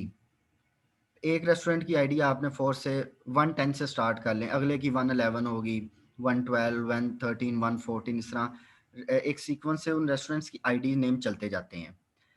अब अगर आप उनको as it is neural network को फॉरवर्ड कर देंगे तो उसके न्यूरल नेटवर्क उसको क्या समझेगा कि 110 जो है वो छोटा है, 111 बड़ा है, 112 उससे बड़ा है, 113 उससे बड़ा है, जबकि हकीकत में इसका कोई तल्लुक नहीं है। तो जस्ट आपने एक यूनिक वैल्यूज उनको साइन की हैं, यूनिक आईडीज असाइन की हुई हैं, लेकिन कंप्यूटर ये चीज़ नहीं समझता अनफॉर्चुनेटली। दैट्स द प्रॉब्लम जो मैं आपको बताना चाह रहा हूँ। तो इसका सलूशन क्या आता है आपके पास कि वन हॉट एनकोडिंग की जाए, और जिसको कहते हैं ना कि एक ही सफ में खड़े हो गए महमूद व अयाज, सबको बराबरी का दर्जा दे दिया जाए, सब बराबर हैं, ठीक है। अच्छा, अब जब मैं वन हॉट एनकोडिंग करूँगा तो क्या होगा कि सिर्फ जितने मेरे पास वर्ड्स हैं मैं उतनी अरे बनाता हूँ, ठीक है। मैंने यहाँ अरे बना ली जिसके 3 एलिमेंट हैं। अब मैंने अगर आई को रिप्रेजेंट करना है तो मैं सिर्फ आई को 1 रखूंगा, बाकी दोनों को 0 कर दूंगा। एम को रिप्रेजेंट करना है मैंने तो एम को मैं 1 रखूंगा, बाकियों को सबको 0 कर दूंगा। रऊफ को रिप्रेजेंट करना है, तीसरे वर्ड को या तीसरे टोकन को रिप्रेजेंट करना है, तो बाकी सबको मैं 0 कर दूंगा और सिर्फ उस वाले को मैं 1 कर दूंगा। ये मेरे पास उस प्रॉब्लम का सलूशन आया, ठीक है। अच्छा, अब यहाँ तक किसी को क्वेश्चन या कोई बताना चाहे कि इस सलूशन में भी क्या नया प्रॉब्लम आ सकता है, किसी के माइंड में कोई आ रहा हो? जी सर। सर जिस तरह अगर हम रियल वर्ल्ड एग्जांपल लें, ये तो जस्ट एक सिंपल सा एक सेंटेंस था, आई एम रऊफ, जिसमें सिर्फ 3 वर्ड्स थे। लेकिन अब डेली लाइफ में देखा जाए तो ये तो थाउजेंड्स ऑफ कॉलम्स हमारे पास बन जाएंगे अगर हम उसको वन हॉट एनकोड करेंगे, क्योंकि कितने वर्ड्स हैं जो हम काउंट भी नहीं कर सकते। तो जो मुझे लग रहा है जो ये इसका एक प्रॉब्लम आएगा वो ये आएगा कि अनलिमिटेड कॉलम्स हो जाएंगे हमारे पास, मतलब हम काउंट नहीं कर सकते। बिल्कुल ठीक है। अब ये है कि ये तो एक छोटा सा सेंटेंस था, असल में तो पैराग्राफ जब इतने लिखे गए होते हैं तो उसके अंदर बहुत सारे वर्ड्स वोकैबरी के यूज़ हो रहे होते हैं। वो कैब आपकी इतनी बड़ी है कि ऑक्सफोर्ड की डिक्शनरी में 2,77,000 वर्ड्स हैं। तो अगर मुझे 4 से 2,77,000 सारे के सारे अगर मुझे पता है कि वर्ड्स नहीं यूज़ होते, कॉमनली 5-10 हज़ार ही मोस्ट फ्रिक्वेंटली यही वर्ड्स यूज़ होते हैं, अगर मैं 10,000 वर्ड्स को भी ले लूँ, 10,000 टोकन्स को भी ले लूँ और उनको मैंने वन हॉट एनकोडिंग में कन्वर्ट करना हो, तो इमेजिन करें कि मुझे 10,000 इंटू 10,000 इतनी बड़ी एक मुझे जो है वो 2D अरे मेरी एक तरह से बन जाएगी।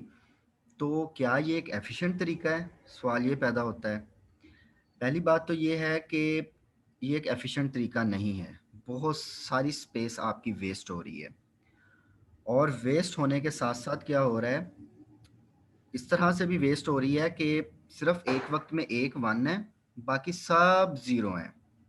0 कुछ भी रिप्रेजेंट नहीं कर रहा, 0 0 होता है, लेकिन स्पेस अल्लाह की मेहरबानी से वो रख के बैठा हुआ है। जिस तरह 1 स्पेस रख के बैठा है वैसे 0 रख के बैठा है।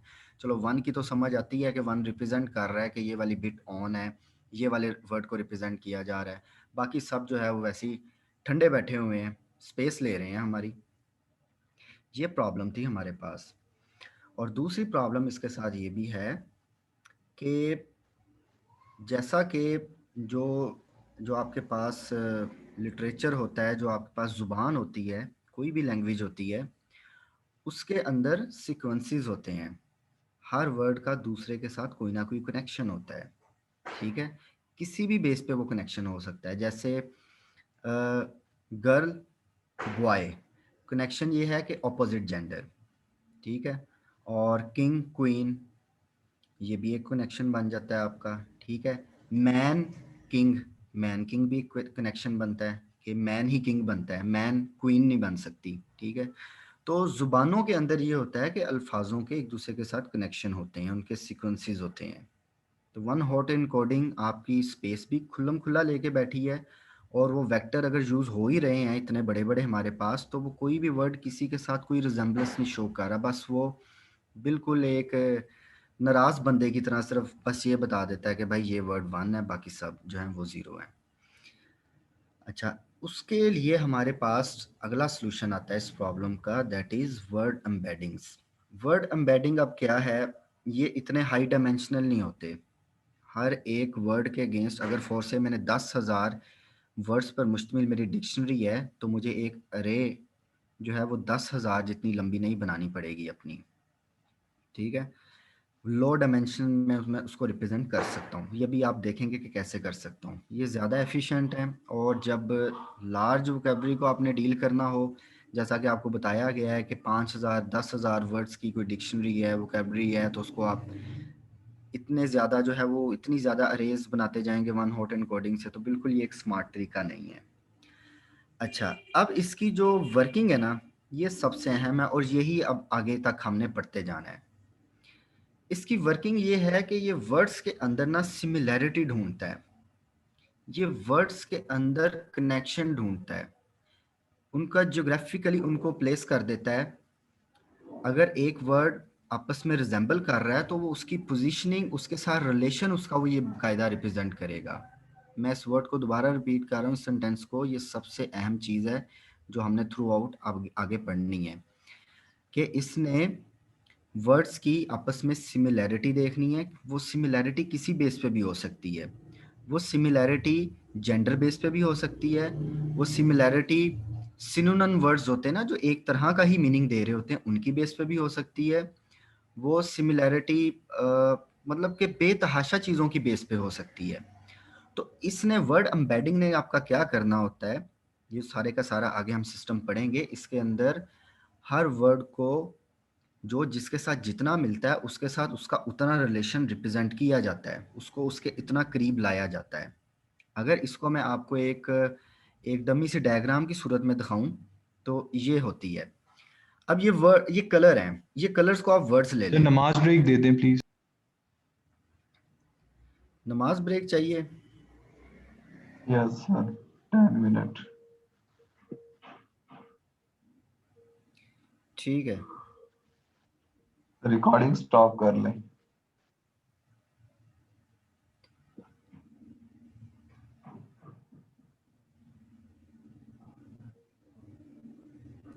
ठीक है, आप लोग फिर जो है वो 10 मिनट तक आ जाएं वापस, ठीक है। ये सर ये गूगल काउंटर, ताकि हमें पता नहीं 10 मिनट का। ठीक हो गया, चलिए, बल्कि आप सर वो रिकॉर्डिंग स्टार्ट कर लें, आपने कहा था, याद दिला देना। मैं कर लेता हूँ, ठीक है।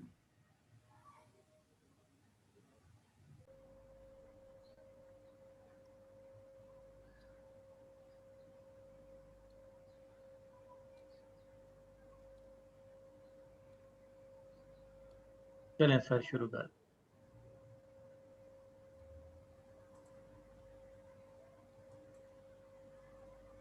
जी प्रेजेंट है, सब स्टार्ट करें। Yes sir. Yes sir. Yes sir.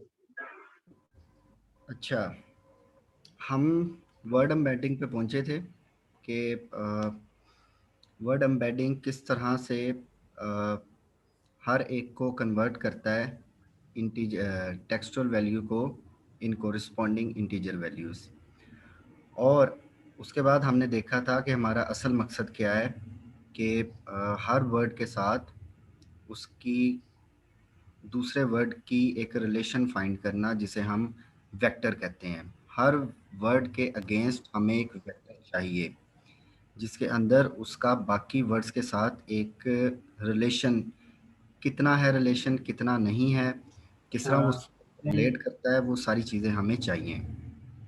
अच्छा, हमने इसकी एग्जांपल देखी थी कि इसकी एग्जांपल बिल्कुल इस तरह है कि जो ये कलर्स हैं, आप इनको आप टोकन कंसिडर कर सकते हैं। ये आपके वर्ड्स हैं, अल्फाज हैं आपके।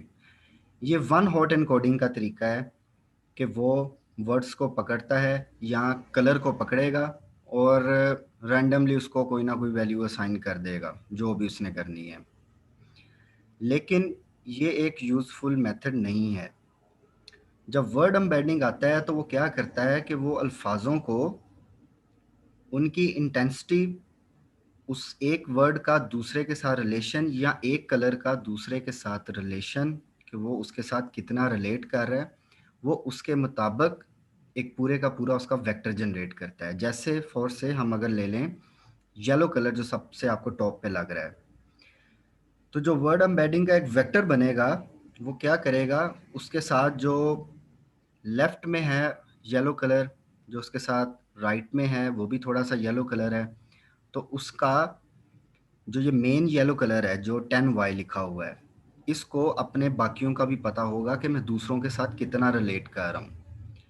अब 10y के बिल्कुल ऑपोजिट साइड पे जो नीचे कलर है वो इसके साथ बिल्कुल रिलेट नहीं कर रहा। तो 10y जो येलो कलर है इसको पता है कि मैं किसके साथ कितना रिलेट कर रहा हूँ और किसके साथ मैं कितना नहीं रिलेट कर रहा। तो हर कलर या हर वर्ड के अगेंस्ट हमारे पास रिप्रेजेंटेशन आनी है, जिसे हम वेक्टर रिप्रेजेंटेशन उसकी कहते हैं। ये हमारे पास लाजमी है। अब ये सारे का सारा हमारा असल टारगेट है। अब अगर कलर की बजाय मैं वर्ड्स ले लूँ, फोर से ही मेरे पास वर्ड्स हैं, कुछ लिखे हुए हैं, worst, bad, normal, good, excellent. तो बैड को पता है कि मैं वर्स्ट के साथ किस रिलेशन में हूँ, बैड को ये पता है कि मैं एक्सीलेंट के साथ किस रिलेशन में हूँ। हर वर्ड को एक दूसरे का पता है, इनके दरमियान एक वेक्टर रिप्रेजेंटेशन होनी चाहिए। ठीक है। अच्छा, अब जिस तरह से ये एक सर्कल किया हुआ है मैंने, ये एक सेम रिप्रेजेंटेशन बन रही है। आप इसको एक कलर में भी, कोई एक कलर का आप इसको नाम दे सकते हैं। ठीक है। तो ये एक रिप्रेजेंटेशन बन रही है, इनको मैं तकरीबन येलो वाला नाम दे सकता हूँ कि ये तकरीबन येलो हो रहे हैं।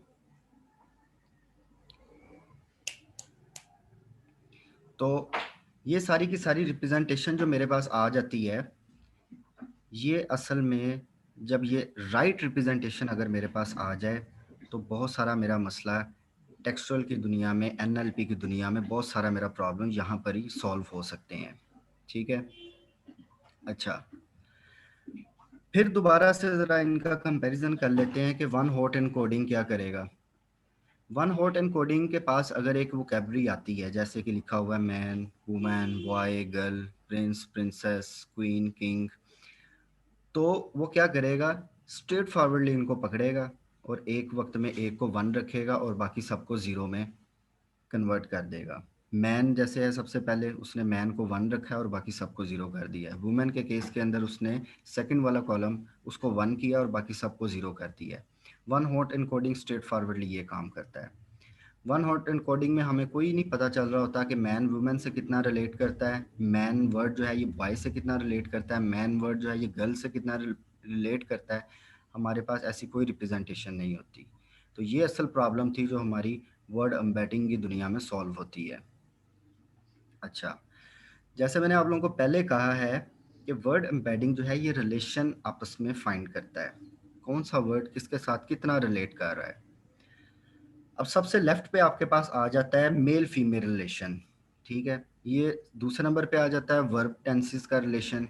ठीक है। वर्ब की फर्स्ट फॉर्म या वर्ब की सेकंड फॉर्म यूज हो रही है, या वर्ब की कंटिन्यूस फॉर्म यूज हो रही है, थर्ड फॉर्म यूज हो रही है। कंट्री कैपिटल रिलेशन भी बन सकता है कि एक मुल्क का, एक जो स्पेन अगर मैंने आया, मेरे पास इटली आया, जर्मनी आया, टर्की आया है, टर्की का कैपिटल क्या है, अंकारा। ठीक है। तो ये इस तरह से भी मेरे पास एक रिप्रेजेंटेशन बन सकती है। तो ये किसी भी फॉर्म में हो सकती है, ज़रूरी नहीं है कि ये मेल फीमेल की रिप्रेजेंटेशन हो। एक वर्ड किसी के साथ किसी भी फॉर्म में लिंक हो सकता है, किसी भी फॉर्म में कनेक्ट हो सकता है। ठीक है।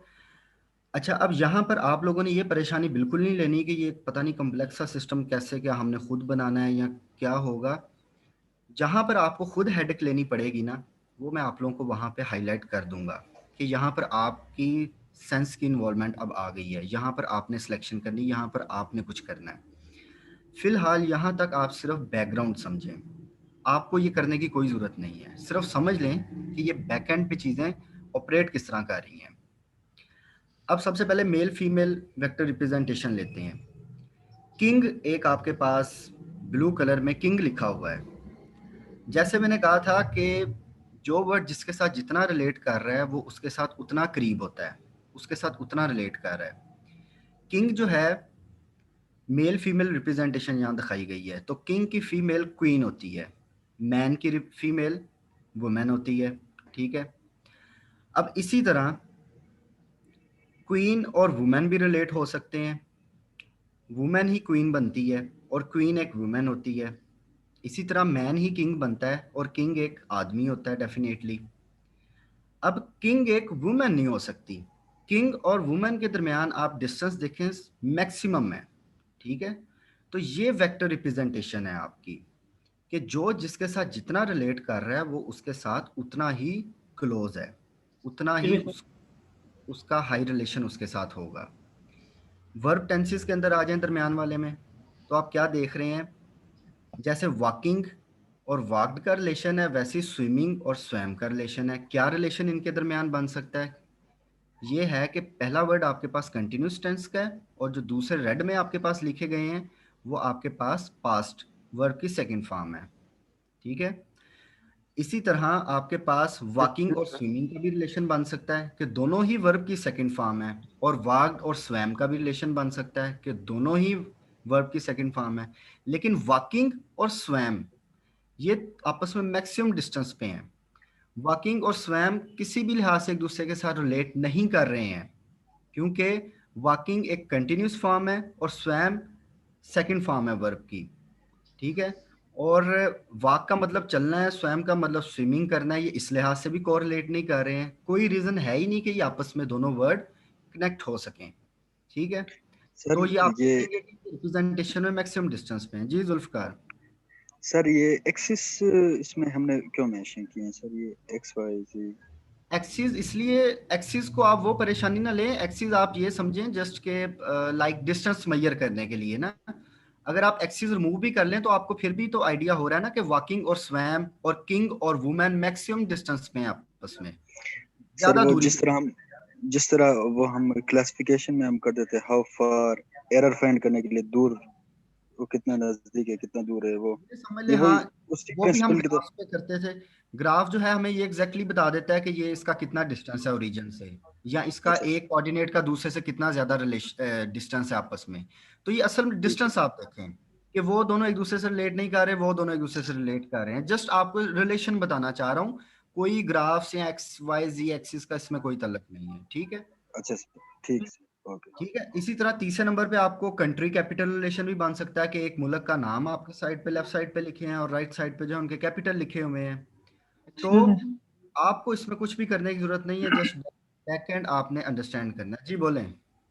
सर ये मैंने पता ये करना था कि जैसे अभी हमें तो ये पता है वॉकिंग और वॉक्ड में क्या फर्क है, सिस्टम को कैसे पता चलेगा या एआई कैसे पता चलेगा आरएन को कि वॉकिंग को हमने स्विमिंग के साथ attach.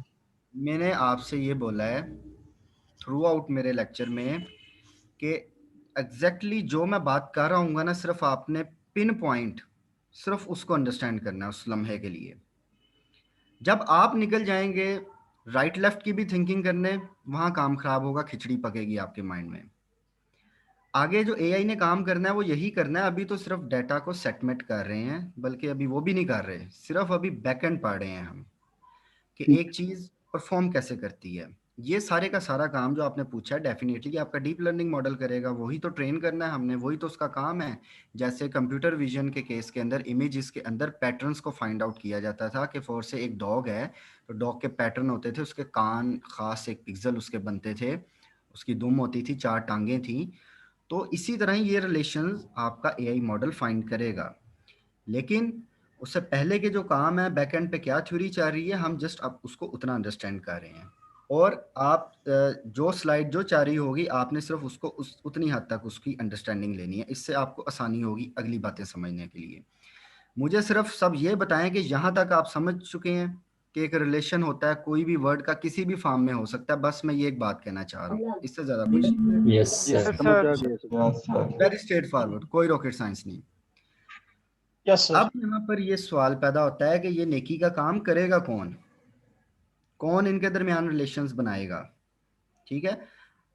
Keep it in mind, अभी सेंटिमेंट एनालिसिस या एप्लीकेशन साइड पे हम बिल्कुल नहीं गए हैं कि deep learning model at the end हमें रिजल्ट देगा कि जो ये रिव्यू आया है ये अच्छा रिव्यू आया है, बुरा रिव्यू आया है, या किस तरह का रिव्यू आया है। अभी हम इस साइड पे बिल्कुल नहीं जा रहे हैं। अभी हम उससे पहले पहले रह रहे हैं कि सिर्फ अपने डाटा की जो है वो वर्ड्स उसके कुछ ना कुछ फॉर्म बनाएं, आपस में कुछ ना कुछ उनका रिलेशन बने, ठीक है। सिर्फ अभी हम इस हद तक हैं। कॉन्सेप्ट समझने की कोशिश। ये वाला काम कौन करेगा? डेफिनेटली ये डीप लर्निंग करेगी, ठीक है। डीप लर्निंग अब क्या करेगी? जैसे दो वर्ड्स हैं आपके पास, exact and accurate. Exact and accurate same meaning represent करते हैं, एक दूसरे के सिनोनिम हैं। अच्छा, मैं आपको यहाँ पर एक बात बताता चलूँ कि लिटरेचर जब हम एक राइटिंग कर रहे होते हैं ना, जब हम एज ए राइटर एक एकेडमिक राइटिंग कर रहे होते हैं, उस वक्त एग्जैक्ट और एक्यूरेट दोनों में फ़र्क होता है। हमें कहाँ पर एग्जैक्ट वर्ड यूज़ करना है और कहाँ पर एक्यूरेट यूज़ करना है, ये बड़ा मैटर करता है, ठीक है। जैसे नाइस और गुड में फ़र्क है, असल में ये सेम ही है, नाइस और गुड दोनों अच्छी चीज़ों को रिप्रेजेंट कर रहे हैं। अगर मैंने किसी की पर्सनैलिटी के बारे में बात करनी तो मैं नाइस पर्सनैलिटी कहूँगा, अगर मैंने किसी के ग्रेड्स के बारे में बात करनी तो मैं गुड ग्रेड्स कहूँगा, ठीक है। लेकिन सिस्टम, हमारे इस सिस्टम की हद तक आपने इनको सेम मीनिंग ही कंसीडर करना है, ठीक है। इतनी गहराई में हमने मॉडल को लेके नहीं जाना होता, कोई एकेडमिक राइटर नहीं उसको बनाना होता कि भाई नहीं नाइस और गुड में फ़र्क है, बैड और वर्स्ट में फ़र्क है। बैड ज़रा कम बुरा है, वर्स्ट ज़्यादा बुरा है, लेकिन है दोनों ही बुरे, तो वो सेम कॉनोटेशन उनकी आ जाती है, ठीक है। तो हमारा डीप लर्निंग क्या करेगा? इस कॉनोटेशन को लर्न करेगा कि किस वर्ड की किसके साथ कितनी रिजेम्बलेंस है। वो जेंडर बेस पे भी हो सकती है, सिनोनिम बेस पे भी हो सकती है, कंट्री कैपिटल बेस पे भी हो सकती है, मतलब व्हाटसोएवर किसी भी बेस पे हो सकती है, ठीक है। लेकिन कोई ना कोई रिप्रेजेंटेशन हो हर वर्ड की। तो ये पूरे का पूरा हर वर्ड के साथ हमने वेक्टर बनाना है कि इस वर्ड का 8 डिफरेंट वर्ड्स के साथ या 16 डिफरेंट वर्ड के साथ या 32 डिफरेंट वर्ड्स के साथ क्या रिलेशन है। ये 8, 16, 32, 64, 128 ये आपने डिसाइड करना होता है। यहाँ पर थोड़ी सी आपकी हेडेक आ जाती है। अब क्या डिसाइड करना है? हर वर्ड के साथ कितना लंबा वेक्टर बनाना है, उसका कितने वर्ड्स के साथ एसोसिएशन क्रिएट करनी, ये डेफिनेटली हम एक्सपेरिमेंटली देखते हैं। फोर से अगर मैं 8 का वेक्टर बना दूं तो मैं रन करूंगा मॉडल और मैं देखूंगा कितनी accuracy I.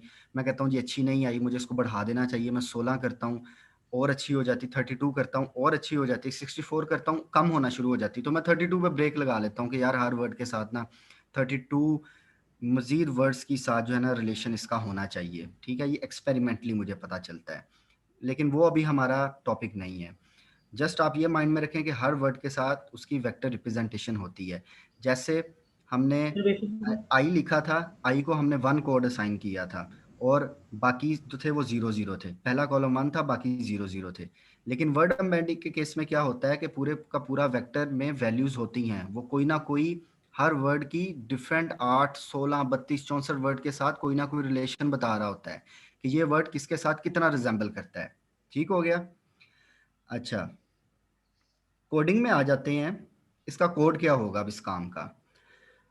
From keras dot layers import embedding. सिर्फ आपने एम्बेडिंग इंपोर्ट करना है और एम्बेडिंग को सिर्फ 2 पैरामीटर्स चाहिए होंगे। ये सारे का सारा काम वर्ड्स की इंटीजर के अंदर मैपिंग आपका वर्ड एम्बेडिंग करेगा। एम्बेडिंग को 2 पैरामीटर्स चाहिए होते हैं, ठीक है। पहला ये होता है उसका पैरामीटर कि आप कितनी लंबी डिक्शनरी बनाना चाहते हैं। मैं कह देता हूं कि जी मुझे टॉप 10,000 वर्ड्स की डिक्शनरी चाहिए। अब ये टॉप 10,000 वर्ड्स क्या हैं जो आम तौर पर ज़्यादा अक्कर हो रहे होते हैं, ज़्यादा बोले जा रहे होते हैं। कुछ वर्ड्स ऐसे हैं जो हमने भी आज तक प्रोनाउंस ना किए हों। तो 10,000 is a very reasonable figure. आप कह सकते हैं कि 10,000 की आप डिक्शनरी बुला लें, ओके है। अच्छा, अब हर उस वर्ड की कितनी दूसरे वर्ड्स के साथ कितनी रिप्रेजेंटेशन हमने बनानी है, ठीक है। मैं लिख देता हूँ जी 64, 32, जितनी भी आप चाहें 2 रेज़ पावर में आप जितनी मर्जी उसकी बना लें, ठीक हो गया। अच्छा, अब 10,000 की डिक्शनरी बनेगी, ठीक है, 10,000 वर्ड्स होंगे, वो कन्वर्ट होंगे इंटीजर में, और हर इंटीजर के अगेंस्ट 64 का लंबा वेक्टर एसोसिएट होगा। वो वेक्टर क्या रिप्रेजेंट करेगा कि इस वर्ड का दूसरे वर्ड्स के साथ क्या रिलेशन है, कितना रिलेशन है, कितना कम है, कितना ज़्यादा है, वो सारी उसकी रिप्रेजेंटेशन करेगा। सो हमारे पास क्या साइज बन जाएगा फिर ओवरऑल इस डिक्शनरी का? 10,000 इंटू 64, ठीक है। इसके अंदर किसी को कोई कंफ्यूजन है तो पूछ सकता है। एक्सक्यूज सर, सर मैंने अभी क्लास ज्वाइन किया और ड्यू टू सम रीज़न मैंने प्रीवियस क्लास भी ज्वाइन नहीं किया, तो काइंडली ये जो रिकॉर्डिंग है इसको पोर्टल पे अपलोड कर दे, क्योंकि आज मैं प्रीवियस वीक का देख रहा था तो पोर्टल पे अपलोड नहीं था। तो सर काइंडली इसको अपलोड करें ताकि मैं इसके बाद फिर रिकॉर्डिंग देख सकूँ। ठीक हो गया, हो जाएगी। अच्छा सर ये 64 मतलब एक वर्ड के क्या 64 का क्या मतलब हुआ? 64 का आप ये समझ लें कि एक वर्ड है मेरे पास, जैसे वुमेन मेरे पास वर्ड आ गया। अब इस वुमेन वर्ड को मैं 64 मजीद वर्ड्स के साथ कैसे रिलेट कर सकता हूँ? जैसे वुमेन को एक वर्ड मेरे जेहन में आ गया मैन, वुमेन मैन से रिलेट हो सकती है, या women housewife, women job holder, women doctor, women मतलब व्हाटसोएवर। इस तरह मैं इसकी 64 रिप्रेजेंटेशंस जो है इसके मतलब फर्दर 64 वर्ड्स के साथ मैं इसकी रिजेम्बलेंस क्रिएट कर सकता हूँ। दैट इज ठीक हो गया सर, ठीक है। तो सर ये 10,000 आपने शो किया है, इसका ये है कि मतलब मोस्ट फ्रिक्वेंटली जो भी वर्ड यूज हुए हैं उनको हमने काउंट करना है कि मतलब कितने दफा ये ज्यादा वर्ड यूज हुए, बस इनके ऊपर फोकस करना है, इनके ऊपर सारा मॉडल करना है हमने। एग्जैक्टली क्योंकि जैसे मैंने भी अब सर्च की लेक्चर के लिए या देखते रहते हैं तो ये 5,000 10,000 मैक्सिमम इतने ही आमतौर पे डिक्शनरी यूज़ की जाती है, क्योंकि यही कॉमनली वर्ड्स हैं जो यूज़ किए जाते हैं। आप इसको 50,000 भी कर सकते हैं, उसका कोई इशू नहीं, लाख करके देख लें क्या रिजल्ट्स आते हैं, लेकिन 10,000 पे वो रीजनेबल जो है वो रिजल्ट्स आपके पास आना शुरू हो जाते हैं। अच्छा, एम्बेडिंग वर्ड को आपने क्या लेना है कि जस्ट एक ये डिक्शनरी है जो कि इंटीजर को डेंस वेक्टर के साथ कनेक्ट करती है। वेक्टर क्या है? जो 64 का मैंने बनाया, आपको बताया है कि हर इंटीजर के साथ एक वेक्टर एसोसिएट होगा कि ये एक वर्ड अदर वर्ड्स के साथ किस रिलेशन के साथ एसोसिएट है, ठीक है। अभी जितना मैंने कोड लिखा है या जितना मैंने आपको बताया है, इसके अंदर अभी रिलेशन नहीं बनने वाला, रिलेशन बनेगा जब डीप लर्निंग मॉडल ट्रेन करेंगे। अभी तो सिर्फ स्पेस क्रिएट की है हमने। मेरे पास इंग्लिश में वर्ड आए हैं, उसको पहले इंटीजर में कन्वर्ट किया गया, जैसे आई को 39 असाइन कर दिया गया, सा को 1592, ए को 10 असाइन कर दिया गया। अब उसके साथ एम्बेडिंग ने क्या करना है, जितनी आपने उसकी कही है कि इतना लंबा उसका वेक्टर बना दें, उसने उतना लंबा की जस्ट अभी खाली स्पेस बना देनी है, उसमें अभी कुछ उसने पुट नहीं करना, क्योंकि अभी एक लाइन लिखी, अभी स्टेज पे तो उसको पता ही नहीं है कि जो कैट वर्ड है वो बाकियों के साथ कितना एसोसिएटेड, कैट डॉग के साथ कितना लिंक्ड है, या कैट एनिमल वर्ड के साथ कितना रिलेट करता है, अभी तो उसको कुछ भी नहीं पता। ये पता लगवाने के लिए ही आगे हमने डीप लर्निंग मॉडल ट्रेन करना है। अभी तो सिर्फ हमने एक स्पेस क्रिएट करवाई है, ठीक है। तो ये डायग्राम अगर किसी को नहीं समझ आ रही तो वो पूछ सकता है। इसकी जी, 64 जो है वो सबके लिए, जैसे कि अभी आपने कहा ना जैसे वुमेन वर्ड है तो उसके साथ हम एसोसिएट कर रहे हैं, क्वीन हो गया और इस तरह सारे, तो ये सारे जो दूसरे वर्ड्स हैं जिनके एसोसिएशन चेक कर रहे हैं वो बाकी तमाम वर्ड्स के लिए सेम होंगे 64? नहीं, सब 64 नंबर सेम होगा, हर एक का स्पेस जो है ना वो वेक्टर 64 साइज का ही बनेगा, लेकिन उसके अंदर हर एक की रिप्रेजेंटेशन डिफरेंट होगी। कैट की अपनी होगी, डॉग की अपनी होगी, ह्यूमन की अपनी होगी। ये उसको मैक्स रिप्रेजेंटेशन को शो करता है कि मैक्सिमम एक वर्ड के अगेंस्ट जो है इतनी रिप्रेजेंटेशन उसमें लाई कर सकती है। बिल्कुल इतना ही है। उस वेक्टर में 64 वैल्यूज होंगे ना सिर्फ? एग्जैक्टली 64 वैल्यूज होंगे। वो कैसे पता चलेगा कि ये वैल्यू किस वर्ड के अगेंस्ट है? वो आपके डायग्राम में आपको मैं बताऊंगा, आप इस क्वेश्चन को माइंड में रखें, आगे चल के आपको जो है ना एक और स्लाइड आएगी, उसके अंदर सारा क्लियर हो जाएगा। आगे मूव करें। अभी सिर्फ आप माइंड में ये रखें, एम्बेडिंग आया, सिर्फ मेरे ये वर्ड्स आप नोट करें। एम्बेडिंग आपने लिखा अपनी पाइथन के अंदर।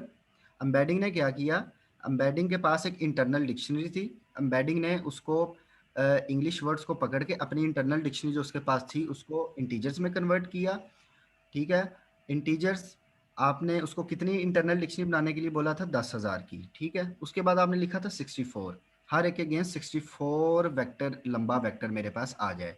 उसने 10,000 वर्ड्स की 64 लेंथ, ठीक है, जो उसकी चौड़ाई थी, सॉरी चौड़ाई जो उसकी थी वो 64 स्पेसिस की उसने बना दी खाली, बस अभी ये काम है।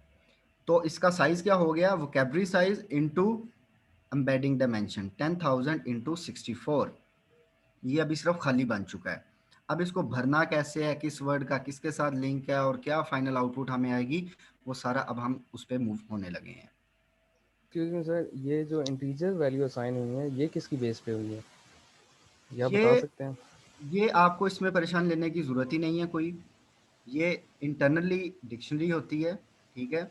एम्बेडिंग जो ऊपर डेफिनेशन आपको लिखी आ रही है कि एक डिक्शनरी है, ठीक है। डिक्शनरी क्या होती है, डिक्शनरी जब हम ऑक्सफोर्ड की डिक्शनरी देखते हैं तो एक तरफ वर्ड लिखा होता है, एक तरफ मीनिंग लिखा होता है, ठीक है। इसी तरह एम्बेडिंग भी एक डिक्शनरी है, एक तरफ जिसके वर्ड लिखा है, दूसरी तरफ उसका कोरिस्पोंडिंग इंटीजर लिखा हुआ है। तो एम्बेडिंग ही आपका काम कर रही है, आपको बेफिक्र हो जाए इसके अंदर, ठीक है। और सर वैसे भी डिक्शनरी का कॉन्सेप्ट ही सर ये है कि की और वैल्यू दो सर आर्गुमेंट होते हैं उसमें लाजमी, अगर की है उसके यस सर। और दूसरा काम इसका ये भी है कि वो आपकी हर सिर्फ कन्वर्जन के बाद जितनी आप उसको रिप्रेजेंटेशन कहते हैं कि मुझे हर वर्ड के अगेंस्ट इतनी खाली स्पेस चाहिए, वो भी क्रिएट करता है। जैसा कि हमारा सेकंड पैरामीटर है 64, तो उसने एम्बेडिंग ने क्या किया, हर वर्ड के अगेंस्ट, हर इंटीजर के अगेंस्ट 64 स्पेसिस भी बना दी हैं कि फ्यूचर में ये भरने जा रही हैं। हार्ड वर्ड का दूसरों के साथ लिंक होना है, इधर वैल्यू प्लेस होनी है, उसने ये भी काम किया आपका। अच्छा, और साथ एक और काम भी करना है। 10,064 जब आपने किया तो उसके साथ एक तीसरा पैरामीटर भी होता है, कीप इट इन माइंड। वो क्या होता है कि आपने अपनी इनपुट साइज भी डिफाइन करना होता है। इनपुट साइज अब क्या है, मैं अगर एक पैराग्राफ उठाता हूँ उसके अंदर 50 वर्ड हैं, एक पैराग्राफ उठाता हूँ उसके अंदर 90 वर्ड्स हैं, एक पैराग्राफ उठाता हूँ उसके अंदर 200 वर्ड्स हैं, तो आपने डीप लर्निंग का कंप्यूटर विजन के अंदर ये तो पढ़ा था ना कि इमेजेस का साइज रिस्ट्रिक्ट होता है इतने बाय, जैसा कि हमने उसके डिजिट क्लासिफिकेशन के अंदर 28x28 की इमेज दी थी, 28x28 फिक्स साइज है। अब 28x28 से अगर मुझे बड़ा साइज मिलता है 38x38, तो क्या होगा, वो ऊपर वाले पिक्सल्स ट्रंकेट करने पड़ेंगे, काटने पड़ेंगे। अगर 28x28 से कम मिलता है 4 से 25x25 साइज है मेरी इमेज का, तो मुझे जीरो पैडिंग करनी पड़ेगी, एडिशनल उसके अंदर जीरोस लगाने पड़ेंगे, क्योंकि आपका डीप लर्निंग का इनपुट साइज, इनपुट लेयर आपकी फिक्स होती है, आपको वहां पर फिक्स साइज चाहिए। तो तीसरे पैरामीटर के अंदर मुझे अपनी इनपुट की जो मेरी लेंथ है, जो मेरी आ रही है, मुझे उसको भी रिस्ट्रिक्ट करना है कि वो एक फिक्स हो। मैंने 4 से यहाँ 20 लिख दिया। अब मैंने यहाँ 20 क्यों लिखा, जो मर्जी आप लिख लें। एक तो बंदे को आइडिया होता है ना कि यार जो मेरा इनपुट आ रही है वो तकरीबन इतने लेंथ की होगी, अराउंडली इतने लेंथ की होगी, या 16 की हो जाएगी, या 21, 22, 23 की हो जाएगी, तो मैं एक एवरेज यहाँ 20 लिख देता हूँ। या आप ये भी कह सकते हैं कि मेरी जो मैक्सिमम इनपुट आ रही है वो 20 है, बाकी सारी इससे नीचे है, तो मैं मैक्सिमम साइज यहाँ पर रख देता हूँ, ठीक है। तो कहने का मकसद है कि इनपुट को आपने रिस्ट्रिक्ट भी करना है, और वो थर्ड पैरामीटर आपका बताता है input underscore length is equal to whatsoever, जो भी आप यहाँ लिखना चाहें। अच्छा, अब हम एक प्रैक्टिकल एग्जाम्पल साथ इसके करते हैं, साथ साथ अपनी चीज़ों को समझते जाते हैं और साथ साथ प्रैक्टिकल एग्जाम्पल करते हैं। सर ये इनपुट अंडरस्कोर लेंथ जो है, ये हम पैराग्राफ में कितने वर्ड्स हैं वो कंसीडर करते हैं, यानी मैक्सिमम, उसके हिसाब से हम वो करेंगे सर? जी, मतलब 4 से मेरे पे मेरी मर्जी है ना कि मैं देखता हूँ कि मुझे कहीं ना कहीं तो टक लगाना है ना कहीं तो रिस्ट्रिक्ट करनी है अपनी इनपुट, रैंडम तो नहीं मैं दे सकता ना कि साइज का तो ठीक है सर, साइज की अंडरस्टैंडिंग होगी कि हम कोई भी रख सकते हैं, 20 रख सकते हैं, 10, 15 रख सकते हैं, लेकिन एक्चुअली ये रिप्रेजेंट करता है पैराग्राफ के अंदर वर्ड्स को। जी, ठीक। तो ये अब आप पर है कि आप मैक्सिमम लेंथ रख लें कि मेरा जो पैराग्राफ आ रहा है वो मैक्सिमम 30 वर्ड्स कंटेन है, तो उसके अंदर मैं आप 30 पर रिस्ट्रिक्शन लगा लूँ, या मैं ये भी कर सकता हूँ कि मेरा पैराग्राफ जो है वो 50-60 वर्ड्स पे जा रहा है, लेकिन जो काम की बात है ना जो मैं देखना चाह रहा हूँ वो शुरू में बयान कर दी गई है, पहले 20-30 वर्ड्स में मैं 30 भी लगा सकता हूँ, मेरी मर्जी। या मैं इसको एक्सपेरिमेंट्स पे भी फेंक सकता हूँ कि मैं पहले 20 सेट कर लूँ, मैं रिजल्ट्स देखूँ क्या आते हैं, 40 सेट करूँ, फिर मैं रिजल्ट्स देखूँ क्या आते हैं, ये भी मैं कर सकता हूँ। जैसे मैं ये सेकंड पैरामीटर जो है 64, इसको भी मैं चेंज कर सकता हूँ कि हर वर्ड के अगेंस्ट 32 रिप्रेजेंटेशन रखूँ या 128 रखूँ, ठीक है। अब वो भी मैं चले आपको बता देता हूँ। अगर मैं 4 से जितनी मुझे रखनी चाहिए 64 मैंने यहाँ रखा है, अगर 4 से 64 ऑप्टिमम रिजल्ट्स मुझे देता है, सबसे अच्छे रिजल्ट्स मुझे 64 पे मिलते हैं। अगर मैं इससे कम रखता हूँ तो इसका मतलब है कि मैं बहुत सारे वर्ड्स एक दूसरे से मिलते हैं, रिजेंबल करते हैं, लेकिन मैंने वेक्टर रिप्रेजेंटेशन ही अपनी इतनी छोटी कर दी है कि वो उसके अंदर एडजस्ट ही नहीं हो रहे, वो मतलब कि स्पेस ही थोड़ी है, तो वो असल वर्ड्स जो उसके साथ और मिल रहे हैं वो वहाँ आ ही नहीं सकते, उसने सिर्फ 32 लेने हैं, उससे ज्यादा नहीं ले सकते। अब मैं 64 मुझे अच्छा रिजल्ट दे रहा है, मैं 128 कर देता हूँ, तो अब मैंने उसको और जगह दे दी कि और वर्ड्स को यहां लाते जाओ। अब मे बी और वर्ड्स हो ही ना जो उस वर्ड्स के साथ रिप्रेजेंट कर रहे हो, लेकिन वो जबरदस्ती स्पेस को पूरा करने के लिए अगर घुसाता जाए तो क्या होगा, ऐसे वर्ड्स आने लग पड़ेंगे कि बात ही नहीं बन रही, जिनका रिलेशन नहीं है। तो ऑप्टिमम जो है ना हमारी डीप लर्निंग के अंदर या हमारे सारे सिस्टम के अंदर ऑप्टिमम फिगर फाइंड करना जो है ना बहुत इंपॉर्टेंट होता है। जैसे आप लोग पहले पूछते थे कि सर ये लेयर्स का साइज क्या रखना चाहिए, हर लेयर में नोट्स का साइज क्या रखना चाहिए, तो कभी भी कोई रूल ऑफ थंब नहीं था कि भाईजान इतना होना चाहिए, यही कहा जाता था भाई एक्सपेरिमेंटल है जहां पर आपको अच्छे रिजल्ट्स मिलते हैं। ठीक हो गया। इसको हम ये कह सकते हैं कि जो 64 या 20 की जो हम वेरिएशंस करेंगे उससे हम प्रिसीजन के हवाले से हम इसको यूज कर सकते हैं। एक तो बिल्कुल एक्यूरेसी है, रिजल्ट्स डिसीजन। अच्छा, IMDb जो कि मूवीज का डाटा सेट है, डाटाबेस है जो जिसमें मूवीज के रिव्यूज स्टोर होते हैं, ठीक है। पैराग्राफ होते हैं, लोगों ने मूवी देखने के बाद वहाँ पर अपने रिव्यूज अपलोड किए होते हैं, वो डाटा सेट हम जो है ना वो डाउनलोड कर रहे हैं, ठीक है। उसी तरह imdb.load डाटा लिखा और हमने नंबर ऑफ वर्ड्स यहाँ पर स्ट्रिक्ट कर दिए, कितने, मोस्ट फ्रिक्वेंटली 10,000 वर्ड्स ही मुझे चाहिए। अब कुछ वर्ड में भी पैराग्राफ में ऐसा एक आधा वर्ड आ जाए जो कि मोस्ट फ्रिक्वेंटली 10,000 की लिस्ट में ना आता हो, 15,000 या 20,000 उसका नंबर हो, तो ये उसको नहीं लेके आएगा, उसको कंसीडर उस वर्ड को नहीं करेगा, क्योंकि मैंने डिक्शनरी ही अपनी 10,000 की बनाई है, तो मैं जो है वो मैंने रिस्ट्रिक्शन यहाँ लगा दी कि मुझे सिर्फ इतना चाहिए, और इससे ज़्यादा जो मोस्ट फ्रिक्वेंटली 10,000 के अलावा जो वर्ड्स हैं वो मुझे नहीं चाहिए। तो उसकी जगह में भी मेरे जहन में नहीं आ रहा, मे भी क्वेश्चन मार्क समटाइम डाउनलोड हो जाता है कि अगर वो वर्ड नहीं होता ना एग्जिस्ट करता तो वहाँ पे ना क्वेश्चन मार्क आ जाता है। अच्छा, अब मोस्ट फ्रिक्वेंटली जो आपके पास हैं वर्ड्स वो कुछ इस तरह से होते हैं कि लाइक पहला वर्ड आपके पास टोटल लिखा होगा, उसकी फ्रिक्वेंसी कितना वो यूज़ किया जा रहा है, कितना वो फ्रिक्वेंट वर्ड है, 0.6%, फिर 0.2%, 0.2% स्टार्ट हो गया, फिर 0.1%। तो ये जो है ना ये अकरेंस होती है हर वर्ड की। तो ये रिस्ट्रिक्शन लगाने का ये होता है कि हमें सिर्फ जो है ना वो क्योंकि हम अगर ऑक्सफोर्ड की डिक्शनरी 2,77,000 वर्ड पे मुश्तमिल है, तो 2,77,000 वर्ड्स को हम नहीं डील कर सकते, हमें कहीं ना कहीं बाउंड्री लगानी पड़ती है, और बाउंड्री हम लगा देते हैं मोस्टली 10,000 पे, या कम ज़्यादा पे भी आप लगा सकते हैं। तो वेरी फ्रीक्वेंट वर्ड जो है ना उनको भी हमने डिक्शनरी बनानी होती है अपनी स्पेस बचाने के लिए, ठीक है। अच्छा, अब ये सेकंड पैराग्राफ जो आप देख रहे हैं एक्स ट्रेन और एक्स टेस्ट वाला, ये वही काम कर रहा है, क्या काम कर रहा है, ये आपकी पैडिंग कर रहा है, ठीक है। मैक्सिमम लेंथ आपने दी हुई है, अपनी मैक्सिमम लेंथ आपकी इनपुट की है 20 से ज़्यादा आपको पता है ट्रंकेट हो जाने हैं, 20 से कम होगी तो ज़ीरो पैडिंग हो जानी है, ठीक है। ये कुछ आपको प्री प्रोसेसिंग करनी पड़ती है, कोई इसके पीछे मेजर कॉन्सेप्ट नहीं है, सिर्फ ये छोटा सा काम हो रहा है। अच्छा, ये सब करने के बाद क्या होता है, जो आप फोर्थ लाइन देख रहे हैं मॉडल डॉट एड एम्बेडिंग, इस लाइन का आपको पता है 10,000 की आपने डिक्शनरी बनाई हुई है, 8 आपने 4 से उसकी वेक्टर रिप्रेजेंटेशन रख दी है कि हर वर्ड के अगेंस्ट 8 लेंथ का जो है मेरे पास वेक्टर होना चाहिए, और इनपुट लेंथ आपने उसकी रिस्ट्रिक्ट कर दी है मैक्स लेंथ आपके पास 20 था कि जो भी आपके पास इनपुट आ रही है ना उसका साइज 20 से ज़्यादा ना हो, 20 से कम ना हो, ज़्यादा हो तो उन वर्ड्स को ट्रंकेट कर दो, कम हो तो ज़ीरो ऐड कर दो। बाकी आगे जितना भी कोड लिखा हुआ है ये सारे का सारा वही है जिससे आप ऑलरेडी फेमिलियर हैं।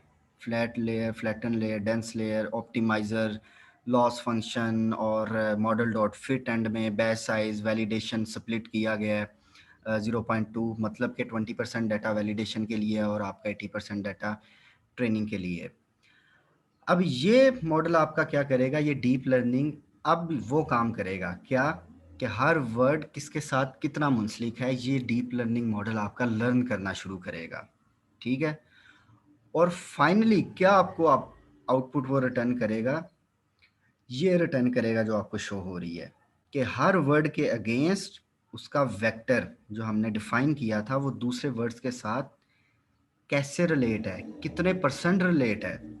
तो एक जो मैंने फॉर से मेरा पहला वर्ड लिखा आ रहा है रॉयल, शाही, ये एक मेरे पास वर्ड है, इसके अगेंस्ट एम्बेडिंग ने क्या किया था, खाली एक सिर्फ खाली उसने क्या किया था, स्पेस क्रिएट कर दी थी वेक्टर रिप्रेजेंटेशन के लिए कि यहाँ पर फ्यूचर में वैल्यूज आनी, कौन सी वैल्यू, जो डीप लर्निंग मॉडल ने लर्न करनी है।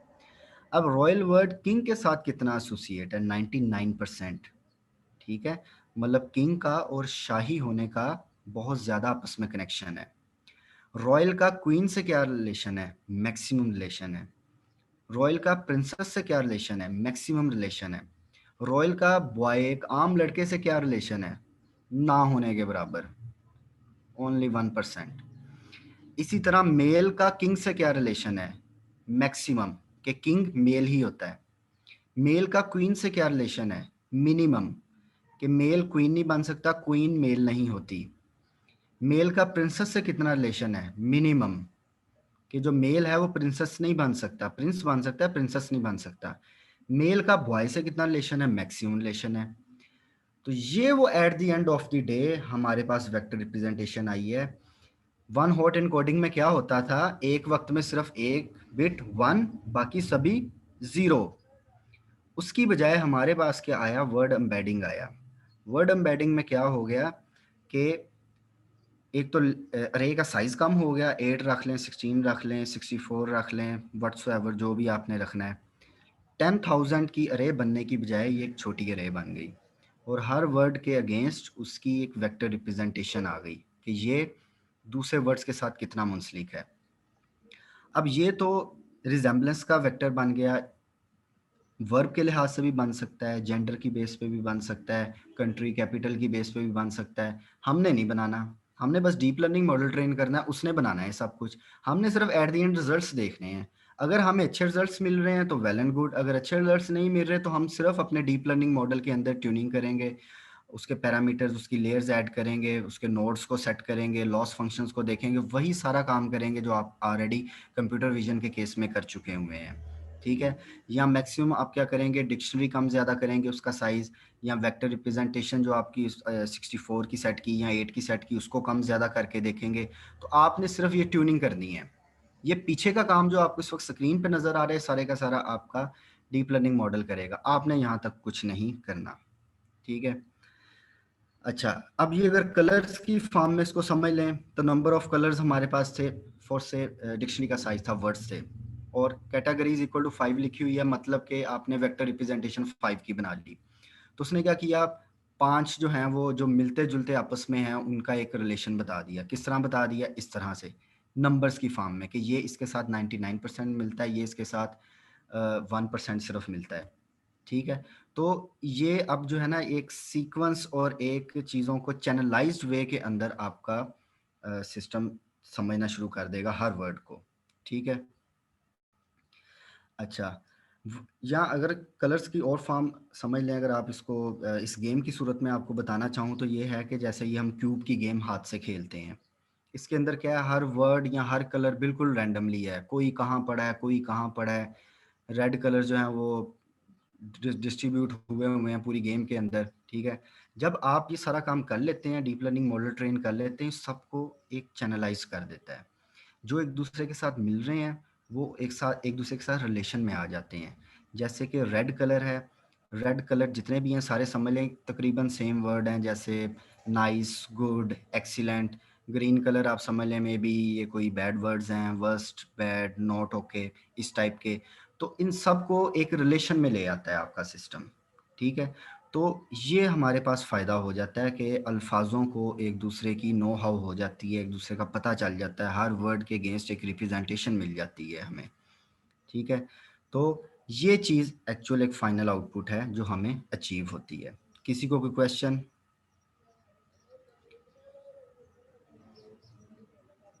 क्वेश्चन है किसी का कोई? अच्छा, जी जी, ओके। अब हमें क्वेश्चन है सर।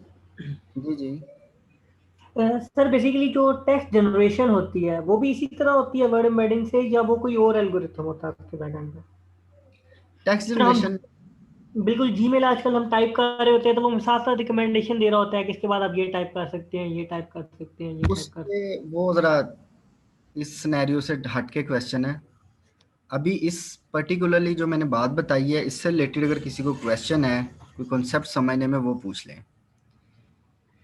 अच्छा, अब यहाँ सारी सूरत हाल में मैंने आपको बताया था कि आपकी सरदर्द कहाँ आती है। जो ये सारे का सारा पीछे काम हुआ है ये आपकी हेडेक नहीं है, आप सिर्फ अभी पीछे की थ्योरी समझ रहे हैं। आपकी हेडेक सिर्फ इतनी है, ये जो एक लाइन में आपको दिखा रहा हूँ। आपकी एक एम्बेडिंग लेयर के अंदर आपने डिक्शनरी कितनी डिक्लेयर की है? 10,000 वर्ड्स की। आपने उसका हर वर्ड के अगेंस्ट कितना वेक्टर साइज जो है वो आपने डिफाइन किया है? 8 का। इनपुट लेंथ आपने कितनी रखी है अपने पैराग्राफ की, जो भी आपके पास है लाइन है? ये 3 चीज़ें आपने सेट करनी है। बाकी जो काम सारे का सारा हो रहा है वो आपके मॉडल नहीं करना है, सारा कुछ उसने ही करना है। तो ये एक नई हेडेक है। बाकी आगे वाला तो आपको ऑलरेडी इल्म है कि कैसे लेयर्स ऐड करनी है, लॉस फंक्शन जो अगर ये करेंगे तो क्या होगा, वो करेंगे तो क्या होगा, एक्टिवेशन फंक्शन, वो सारी आगे आपको स्टोरी पता है। तो जितना भी अब तक का लेक्चर दिया गया है इसके अंदर अगर आप प्रैक्टिकल या आपकी जो उंगलियों से जो जानी है इनपुट, जो आपका सरदर्द असल आनी है, वो सिर्फ ये एक लाइन है और कुछ नहीं है। बाकी सारा काम पीछे हो रहा है। एम्बेडिंग जब आपने वर्ड लिख लिया, सारा आपका इनपुट जो है वो टेक्स्ट जो है वो इंटीजर में कन्वर्ट हो गया और उसकी उसने खाली स्पेस रिप्रेजेंटेशन बना के साइड पे रख दी। उसके बाद जब आप अपने डीप लर्निंग मॉडल आपने नीचे लगाया तो उसने हर वर्ड का किसके साथ कितना मुंसलिक है उसने वो चीज़ खुद से लर्न करना शुरू कर दी मॉडल ने। ठीक हो गया?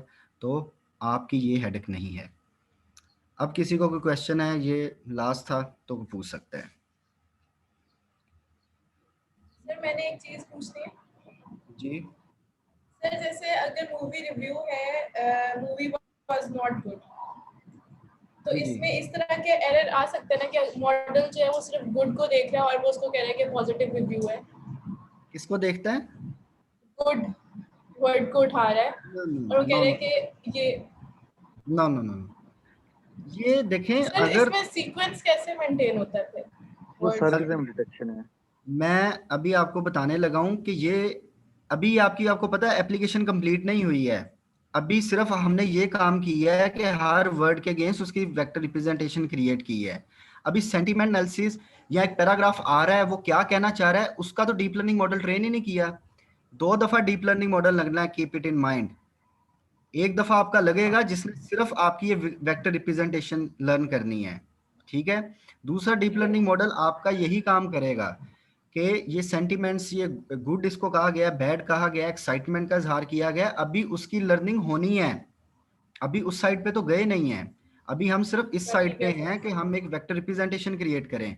और अगर सिर्फ ये काम करना होता कि टेक्स्ट के अंदर से फाइंड कर लें जी गुड कितनी बार कहा गया, बैड कहा गया है, अगर एक वर्ड को ही पिक करके हमने डिसीजन कर लेना होता तो इतनी सरदर्द की क्या जरूरत थी, इतना डीप लर्निंग मॉडल लगाने की क्या जरूरत थी। आप स्ट्रेट फॉरवर्डली भी तो इफ एल्स लगा सकते थे। इफ गुड का वर्ड यूज हुआ है तो रिव्यू गुड है, इफ बैड का वर्ड यूज हुआ है या बैड से मिलते जुलते जो से वर्ड यूज हुए हैं तो उसकी बेस पे डिसीजन कर दो। मे बी सेंटेंस ऐसा हो जाए कि मूवी के बारे में ऐसा रिव्यू हो कि movie was good in starting but later on it was very much disappointing. ठीक है, तो अब गुड भी आ रहा है, डिसअपॉइंटिंग भी आ रहा है। तो ये सारे का सारा डीप लर्निंग मॉडल लर्न करेगा कि गुड अगर आया है तो उसने एमी थोड़ी सी तारीफ की है, दिल रह जाए किसी का, लेकिन एज ए होल उसने उसको डिसअपॉइंटिंग कहा है बिल्कुल ही। ठीक है, तो ये सारी चीजें अभी डीप लर्निंग मॉडल और लगेगा जो इन चीजों को लर्न करेगा, सेंटिमेंट्स को आपके। अभी यहाँ तक हमने ये काम बिल्कुल नहीं किया, इसको बिल्कुल टच नहीं किया है, तो सिर्फ एक काइंड ऑफ प्री प्रोसेसिंग समझ लें आपके, डिक्शनरी क्रिएट की है, उसमें हर वर्ड की एक रिप्रेजेंटेशन क्रिएट की है सिर्फ, मतलब वन हॉट एनकोडिंग का एक अल्टरनेट हमने क्रिएट किया है, नथिंग एल्स। अभी असली काम होना तो बाकी है। लगी समझ? जी सर समझ आ गया। जी कासिम भाई, ओवर टू यू। चलें रऊफ, थैंक यू यार, बहुत अच्छा आपने माशाल्लाह डिस्क्राइब किया, और आगे हम इसको लेके चलते हैं। अच्छा देखिए, वन हॉट इन कोड या वर्ड एम्बेडिंग से पहले भी एक तरीका इस्तेमाल होता था जिसका नाम था बैगिंग। तो बैगिंग का कॉन्सेप्ट जो है अब भी मशीन लर्निंग का एक बहुत स्ट्रॉन्ग फीचर है, जो कि फीचर इंजीनियरिंग के लिए इस्तेमाल किया जाता है। इसका मतलब ये है कि मेरी अगर शेलो लर्निंग या शेलो मशीन लर्निंग के ज़रिए मैं कोई एक छोटी सी प्रॉब्लम मशीन लर्निंग की सॉल्व करने जा रहा हूँ, और मैंने वर्ड एम्बेडिंग वगैरह ये चीज़ें या वन हॉट इन कोड इस्तेमाल नहीं करना, तो फिर हम सेकंड टेक्निक की तरफ जाते हैं। सेकंड टेक्निक का नाम क्या है? बैगिंग। तो बैगिंग का कॉन्सेप्ट भी आज हम यहाँ पे थोड़ा सा सिर्फ देखेंगे, क्योंकि ओवरऑल हमारा कोई ताल्लुक नहीं रहेगा फीचर इंजीनियरिंग से, डीप लर्निंग खुद इसको परफॉर्म करती है, तो सिर्फ हमें जस्ट देखना है कि ये काम कैसे होता है।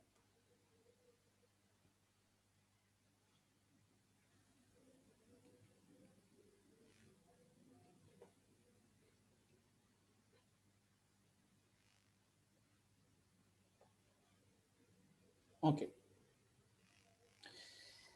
देखिए हमारे पास एक सेंटेंस है, the cat sat on the mat, ठीक है, और डॉट भी हमारे पास आ रहा है।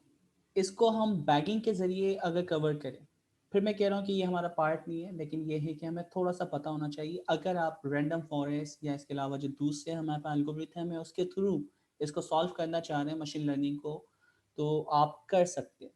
तो उसके लिए एक छोटी सी मैंने एक्सेल बनाई है।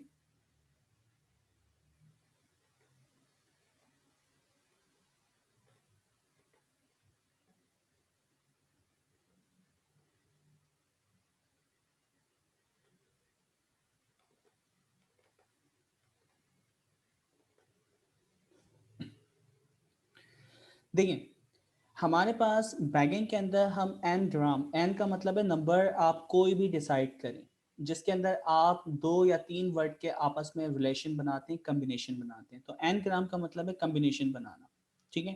तो वो कम्बिनेशन कैसे बनाएंगे? अगर मैं लेता हूँ 2 ग्राम आपका कम्बिनेशन, तो 2 ग्राम का मतलब क्या है कि आपका हर वर्ड एक दफा भी आएगा और दूसरे वर्ड के साथ 2 की कम्बिनेशन के साथ भी आएगा। जैसे दी का वर्ड जो है मैंने एक दफा लिखा, और दी के वर्ड को मैंने दूसरे वर्ड के साथ भी मिलाया, ठीक है। तो एक दफा दी आ गया और एक दफा क्या आएगा? दी कैट। तो ये आपका हो गया 2 ग्राम के, एक भी होगा और उसमें 2 भी शामिल होगा। 3 ग्राम होगा तो इसका मतलब होगा कि हर वर्ड एक दफा भी आएगा, 2 दफा भी आएगा और 3 दफा भी आएगा। 4 ग्राम होगा तो हर वर्ड 4 टाइम भी आएगा, 3 टाइम भी आएगा, 2 टाइम भी आएगा, 1 टाइम भी आएगा। तो जितने ग्राम के ऊपर हम मौजूद होते हैं उतने यानी बैकएंड से आपके जो ग्राम के सीक्वेंस है वो चलती है। ये बहुत आपका strong machine learning feature engineering का तरीका है। तो आप इसमें देख सकते हैं 1 टाइम, 2 टाइम, ठीक है, ये 2 टाइम। इसी तरह कैट 1 टाइम भी आया, कैट 2 टाइम भी आया, सेट 1 टाइम भी आया, सेट 2 टाइम भी आया। इसी तरह आपके पास क्या है? ऑन 1 टाइम भी आया और ये 2 टाइम भी आया। इसमें कोई मुश्किल हो रहा है? 2 ग्राम के अंदर पैटर्न बहुत आसान है। No sir. अच्छा, इस कॉन्सेप्ट को हम कहते हैं टोकनाइजेशन। आप किसी भी वर्ड को जब नंबर में कन्वर्ट करते हैं, इस कॉन्सेप्ट को हम कहते हैं टोकनाइजेशन। टोकन का मतलब क्या होता है? देखिए, आप बैंक की लाइन में भी जब लगते हैं तो टोकन लेते हैं। तो टोकन का मतलब क्या है कि आपको उसके अगेंस्ट कोई ट्रांजैक्शन परफॉर्म करनी है, तो वो ट्रांजैक्शन का नंबर जो कि बाद में आपको दिया जाएगा, उसके अगेंस्ट आपको एक टोकन दे दिया। तो आप जैसे ही वो टोकन उसको देते हैं, उसका एक रेफरेंस नंबर है, उसके अगेंस्ट वो एक एंट्री करता है। तो टोकन का मतलब क्या है कि कोई भी आप लाइन में लगे हुए हैं, किसी भी काम को आगे परफॉर्म करना है, तो उस रियल डेटा की जगह आपको एक अलग से टोकन दे दिया जाता है जो कि रेफरेंस नंबर होता है, जो आप बाद में उसको यूटिलाइज करेंगे उसके रिप्लेसमेंट की जगह। तो इसी तरह अगर मैं बात करूं, दी लिख रहा हूं, कैट लिख रहा हूं, तो इनके अगेंस्ट कोई ना कोई टोकन है, तो टोकनाइज कर रहे हैं। तो 1 के साथ, 2 के साथ, 3 के साथ। इसी तरह हम यहाँ पे, अच्छा फिर क्या है, जो भी कॉम्बिनेशन बनेगी जो एक दफा बन गई, यानी डी कैट एक दफा आ गया, तो डी कैट अगर दोबारा दूसरी दफा बन रहा हो तो हमें उस रो को क्या करना चाहिए? फॉर एग्जाम्पल डी कैट यहाँ भी बन जाता, स्किप करना चाहिए सर। तो उसको ये क्या करेगा? स्किप करेगा। तो ये सिंपल सा कॉन्सेप्ट है कि टोकन यूनिक होना चाहिए और एक दफा जो कॉम्बिनेशन बन जाए आप उसको दोबारा रिपीट नहीं करेंगे। इसी तरह आपने 2 ग्राम के बाद 3 ग्राम पे चलाया, अच्छा 3 ग्राम में भी उसी तरह चलेगा, पहले 1 टाइम आएगा, फिर 2 टाइम आएगा, ठीक है। हर वर्ड 1 टाइम भी होगा, 2 टाइम भी होगा, फिर वो क्या होगा? 3 टाइम, 3 टाइम भी होगा। तो आप देखें डी का वर्ड 1 टाइम है, 2 टाइम है, कैट का वर्ड 1 टाइम है, 2 टाइम है, और इसी तरह ये तीनों की कॉम्बिनेशन एक साथ भी आई है। अच्छा, अब ये सेम कॉम्बिनेशन आपके हर वर्ड के साथ चलेंगी और जो वर्ड रिपीट होंगे उन वाली रोज को हम क्या कर देंगे? स्किप कर देंगे, स्किप कर दें या डिलीट कर दें। तो ये हमारे पास n ग्राम टेक्निक है जो कि बहुत ज़्यादा इस्तेमाल होगी अगर आप मशीन लर्निंग के ऊपर काम करेंगे। तो मशीन लर्निंग के हमारे पास कौन कौन से एल्गोरिथम है? वैसे तो बहुत सारे, बहुत ज़्यादा फेमस कौन कौन से हैं? ANN सर, ठीक है, जैसे लॉजिस्टिक रिग्रेशन वगैरह पे काम कर रहे हैं, light weight shallow learning, text processing के ऊपर आप काम करना चाह रहे हैं तो लॉजिस्टिक रिग्रेशन या रैंडम फॉरेस्ट के ऊपर आप काम कर रहे हैं, या इसके अलावा दूसरी टेक्निक, तो ये अभी भी बहुत स्ट्रॉन्ग आपके पास फीचर इंजीनियरिंग का तरीका है जो हम इस्तेमाल करेंगे। ठीक है, तो बताने का मकसद सिर्फ ये है कि अगर आप डीप लर्निंग पे काम नहीं कर रहे, आपका छोटा सा काम है और जो मशीन लर्निंग से सॉल्व हो सकता है तो आप उससे कर लें। अच्छा, फिर जैसा कि रऊफ ने हमें बताया कि 1 हॉट इन कोड हम करते हैं हर वर्ड के अगेंस्ट, रोज एंड कॉलम में लिखते हैं और जहाँ पे वो वर्ड आता है वहाँ पे 1 होता है और बाकी पूरी मैट्रिक्स या वेक्टर के अंदर जीरोज होते हैं। इसे हम कहते हैं, टेक्निकल वर्ड जो है मैथमेटिक्स में इसको कहते हैं स्पार्स मैट्रिक। ऐसा ही स्पार्स, स्पार्स मैट्रिक का मतलब क्या होता है कि उसमें जीरोस की जो क्वांटिटी होती है वो ज्यादा होती है।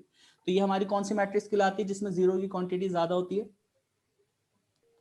Sparse matrix. अच्छा, जिसमें जीरो के अगेंस्ट दूसरे जो नंबर्स होते हैं उनकी क्वांटिटी ज्यादा होती है, उन्हें हम क्या कहते हैं? Dense matrix. ठीक है, तो ये दोनों यानी एक दूसरे के अल्टरनेटिव, पता होना चाहिए कि स्पार्स मैट्रिक क्या होती है और डेंस मैट्रिक्स क्या होती है। अच्छा, तो n ग्राम, इसके अंदर क्या होता है? जितने आपके नंबर ऑफ वर्ड हैं जो हम 1 हॉट इनकोड करते हैं, जितने आपके वर्ड हैं, देखिए डी कैट या I am Rauf, I am Qasim, जो भी आपने वर्ड हैं, तो हमारे पास 3 वर्ड हैं, तो हमारी वेक्टर की जो साइज होगी वो क्या होगी? 3 होगी या 10 होगी, जितने वर्ड हैं। ठीक है, सिर्फ एक के ऊपर आता है 1, बाकी तमाम पे आता है 0। इसमें प्रॉब्लम आपको जो फेस हुई वो फेस क्या हुई थी कि यहाँ पे आपकी डायमेंशनैलिटी जो होती है वो बहुत ज्यादा बड़ी आती है। उसका फिर सॉल्यूशन बनाया गया। उसका सॉल्यूशन क्या बनाया? ये 1 हॉट इन कोड इन्होंने करके भी दिखाया, तो मैंने इसकी कुछ एग्जांपल्स भी यहाँ पे की हुई हैं, आप यहाँ देख सकते हैं। ये पहली एग्जांपल है, इसमें इन्होंने क्या किया है? टोकनाइजेशन। टोकनाइजेशन का मतलब क्या है कि जो भी हमें वर्ड मिले उस वर्ड के अगेंस्ट आप क्या कर दो? इसको एक यूनिक वर्ड दे दो, एक यूनिक नंबर दे दो, यानी ये टोकनाइजेशन हो गई। और फिर उसके बाद हम क्या करते हैं? उसको 1 हॉट इन कोड में कन्वर्ट करेंगे। तो पहला हमने यहाँ पे काम किया, ये आपके टोकनाइज हो गए, हर वर्ड के अगेंस्ट क्या आ गया? एक नंबर आ गया जिसे हम कह रहे हैं टोकन नंबर। अच्छा, फिर टोकन नंबर में हमने एक प्रॉब्लम देखी थी कि अगर ऑरेंज, एप्पल और इस तरह की हम कैटेगरीज बनाते हैं ABCD, तो उनके दरमियान कंपैरिजन जो है, अब जैसे रऊफ ने हमें बताया कि दी और ऑन के दरमियान अगर मैं कहूं तो मैथमेटिकली कितना डिफरेंट आ रहा है? 3 का। ठीक है, यानी ये 3 गुना बड़ा है 4 किससे? 1 से। तो हमें ये चीज पता चली कि अगर हम डायरेक्टली नंबर डीप लर्निंग को देते हैं तो प्रॉब्लम ये है कि वो कंपैरिजन करेगा, एडिशन का ऑपरेशन के जरिए वो मैच करेगा कि कौन सी चीज बड़ी है कौन सी चीज छोटी है। तो उसका फिर हमने हल निकाला था, वो हल क्या था हमारे पास? 1 हॉट इन कोड। तो हर वर्ड के अगेंस्ट हर कॉलम एक वर्ड को रिप्रेजेंट करता है, तो हर वर्ड के अगेंस्ट, जैसे अब मैं यहाँ पे कहता हूँ कि ये 1 इंडेक्स के ऊपर, तो 0 इंडेक्स पे 1 है और सेकंड के ऊपर आपके पास क्या है? कैट। तो इसका मतलब है यहाँ पे क्या आ रहा है? केट। तो कैट की अगर कहीं भी पाया जाएगा तो वहां पे वो 1 लगाएगा, बाकी तमाम वर्ड्स के अगेंस्ट आएंगे 0। ये जो मैट्रिक्स है कौन सी मैट्रिक्स है? डेंस मैट्रिक्स है। नहीं सर, ये दूसरी स्पार्स है। Sparse matric.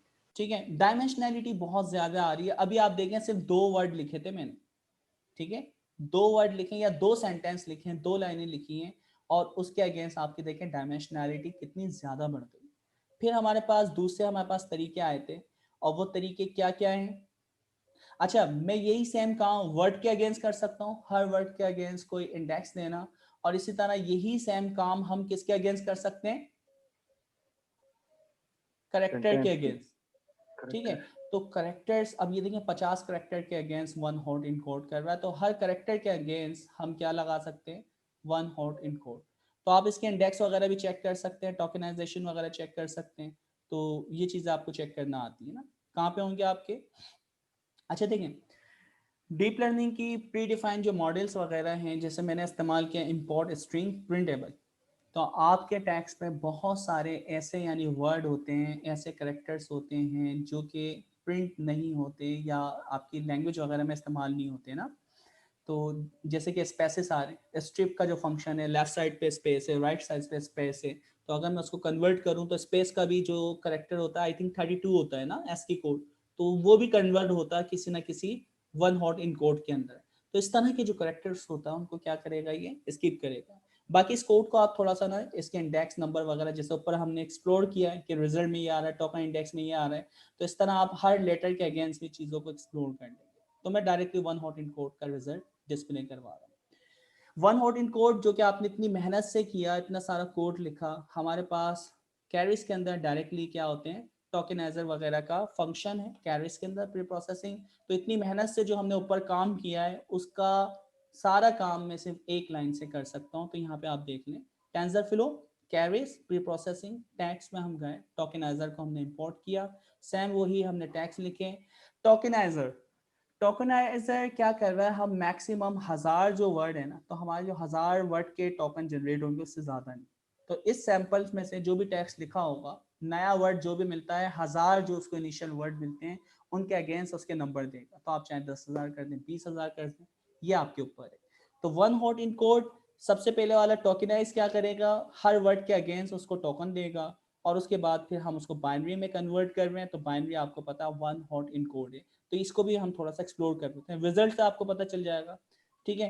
टोकनाइजर ये कैरिज का ऑब्जेक्ट है, डायरेक्टली प्रिंट नहीं होगा। सीक्वेंस क्या है, हर वर्ड के अगेंस्ट कौन सा टोकन दिया है, देख रहे हैं आप, डी 1 2 3 जो भी है, तो डी का जो वर्ड है वो क्या दिया हुआ, 1 दिया हुआ है। इसी तरह 1 हॉट इन कोड को रिजल्ट देखना चाह रहे हैं तो आप कर सकते हैं। इसके इंडेक्स देखना चाह रहे हैं तो ये सारे इंडेक्स भी आ गए, डी को 1 दिया, कैट को 2 दिया, सेट को 3 दिया है। तो वो हम जो मैनुअली काम कर रहे थे कितने मुश्किल तरीके से इतनी सारी लाइनें लिख के, वो काम आप देखेंगे जस्ट आपने सिंपल कोड से कर दिया, ठीक है। इसमें तो कोई मुश्किल नहीं है ना, पाइथन है। अच्छा, ये आखिरी हम देखते हैं उसके बाद, क्योंकि मुझे लग रहा है थोड़ा ज़्यादा हो जाएगा और ये चीज़ें हमें बहुत डेप्थ में समझनी है कि कोड एक लाइन को। देखिए हमारे पास जो टोकनाइज होते हैं ना, टोकनाइजेशन में भी हमें थोड़ी सी प्रॉब्लम्स वगैरह आती हैं, क्योंकि हर वर्ड लेंथ बहुत ज़्यादा आ जाती है ना। तो हैशेबल जब टोकन बहुत ज़्यादा होंगे ना, तो उनके अंदर सर्चिंग 1 हॉट में कन्वर्ट करना, प्रोसेसिंग पावर बहुत ज़्यादा इस्तेमाल होती है। तो डेटाबेसिस के अंदर भी हैशिंग का कॉन्सेप्ट होता है। तो हैशिंग या हैश वगैरह जो होते हैं उससे आपकी जो इंडेक्स वगैरह बना देता है यूनिक, सर्चिंग जो होती है वो फास्ट हो जाती है, ठीक है। तो इसी तरह हम हर वर्ड के अगेंस्ट उसका हैशिंग का ऑपरेशन परफॉर्म करवा के उसको अब टोकन की जगह उसको हैश नंबर दे रहे हैं, ठीक है। तो उसको अब टोकन की जगह हम क्या दे रहे हैं, हर वर्ड को एक हैश नंबर दे रहे हैं, जो कि यार देखिए कुछ नहीं, मैं पहले टोकन नंबर दे रहा था ना 1 2 3 जी। अब इसके जगह मैं कह रहा हूँ हैश दे दो। हैश आपको पता है ना 32 या 16 नंबर की एक लेंथ का एक यूनिक आपके पास नंबर होता है, ठीक है, ये हैश है। तो हैश से इसकी जो सर्चिंग होगी ना क्विक, वो बहुत फास्ट हो जाएगी। डेटाबेस में जरा हैशिंग का कॉन्सेप्ट आप देखिएगा कि हैशिंग क्या होती है, ठीक है। तो उसके इंडेक्सेस वगैरह बना के आपकी जितनी भी रिलेशन डेटाबेस वगैरह होती है उनकी सर्चिंग बहुत आसान हो जाती है, वो फास्ट होती है, ठीक है। तो ये हैशिंग है। यहाँ पे हम इसको हैशिंग से भी रिप्लेस कर सकते हैं, तो हर वर्ड के अगेंस्ट हम हैशिंग को ला सकते हैं। तो यहाँ पे वही हैशिंग वाला काम हो रहा है और कुछ नहीं हो रहा। ये थोड़ा सा एक्स्ट्रा आपके पास कोड आ गया, मैं इसको हटा देता हूँ।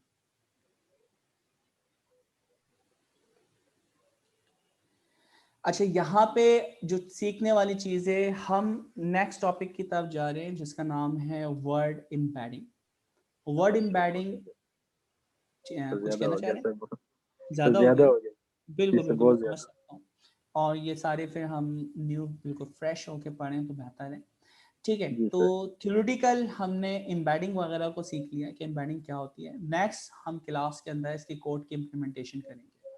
ठीक है, तो इसका मतलब है पहले हम कैरिस इंडिविजुअल इंस्टॉल होती थी तो कैरिस डॉट लेयर लिख के इंपोर्ट करते थे, लेकिन अब टेंसरफ्लो 2.0 को या 2.3 को हम इस्तेमाल कर रहे हैं, तो वहां पे बिल्ट इन हमारे पास क्या होती है, टेंसरफ्लो में कैरिस मौजूद है, तो टेंसरफ्लो के जरिए हम इसको क्या कर रहे हैं, इंपोर्ट कर रहे हैं।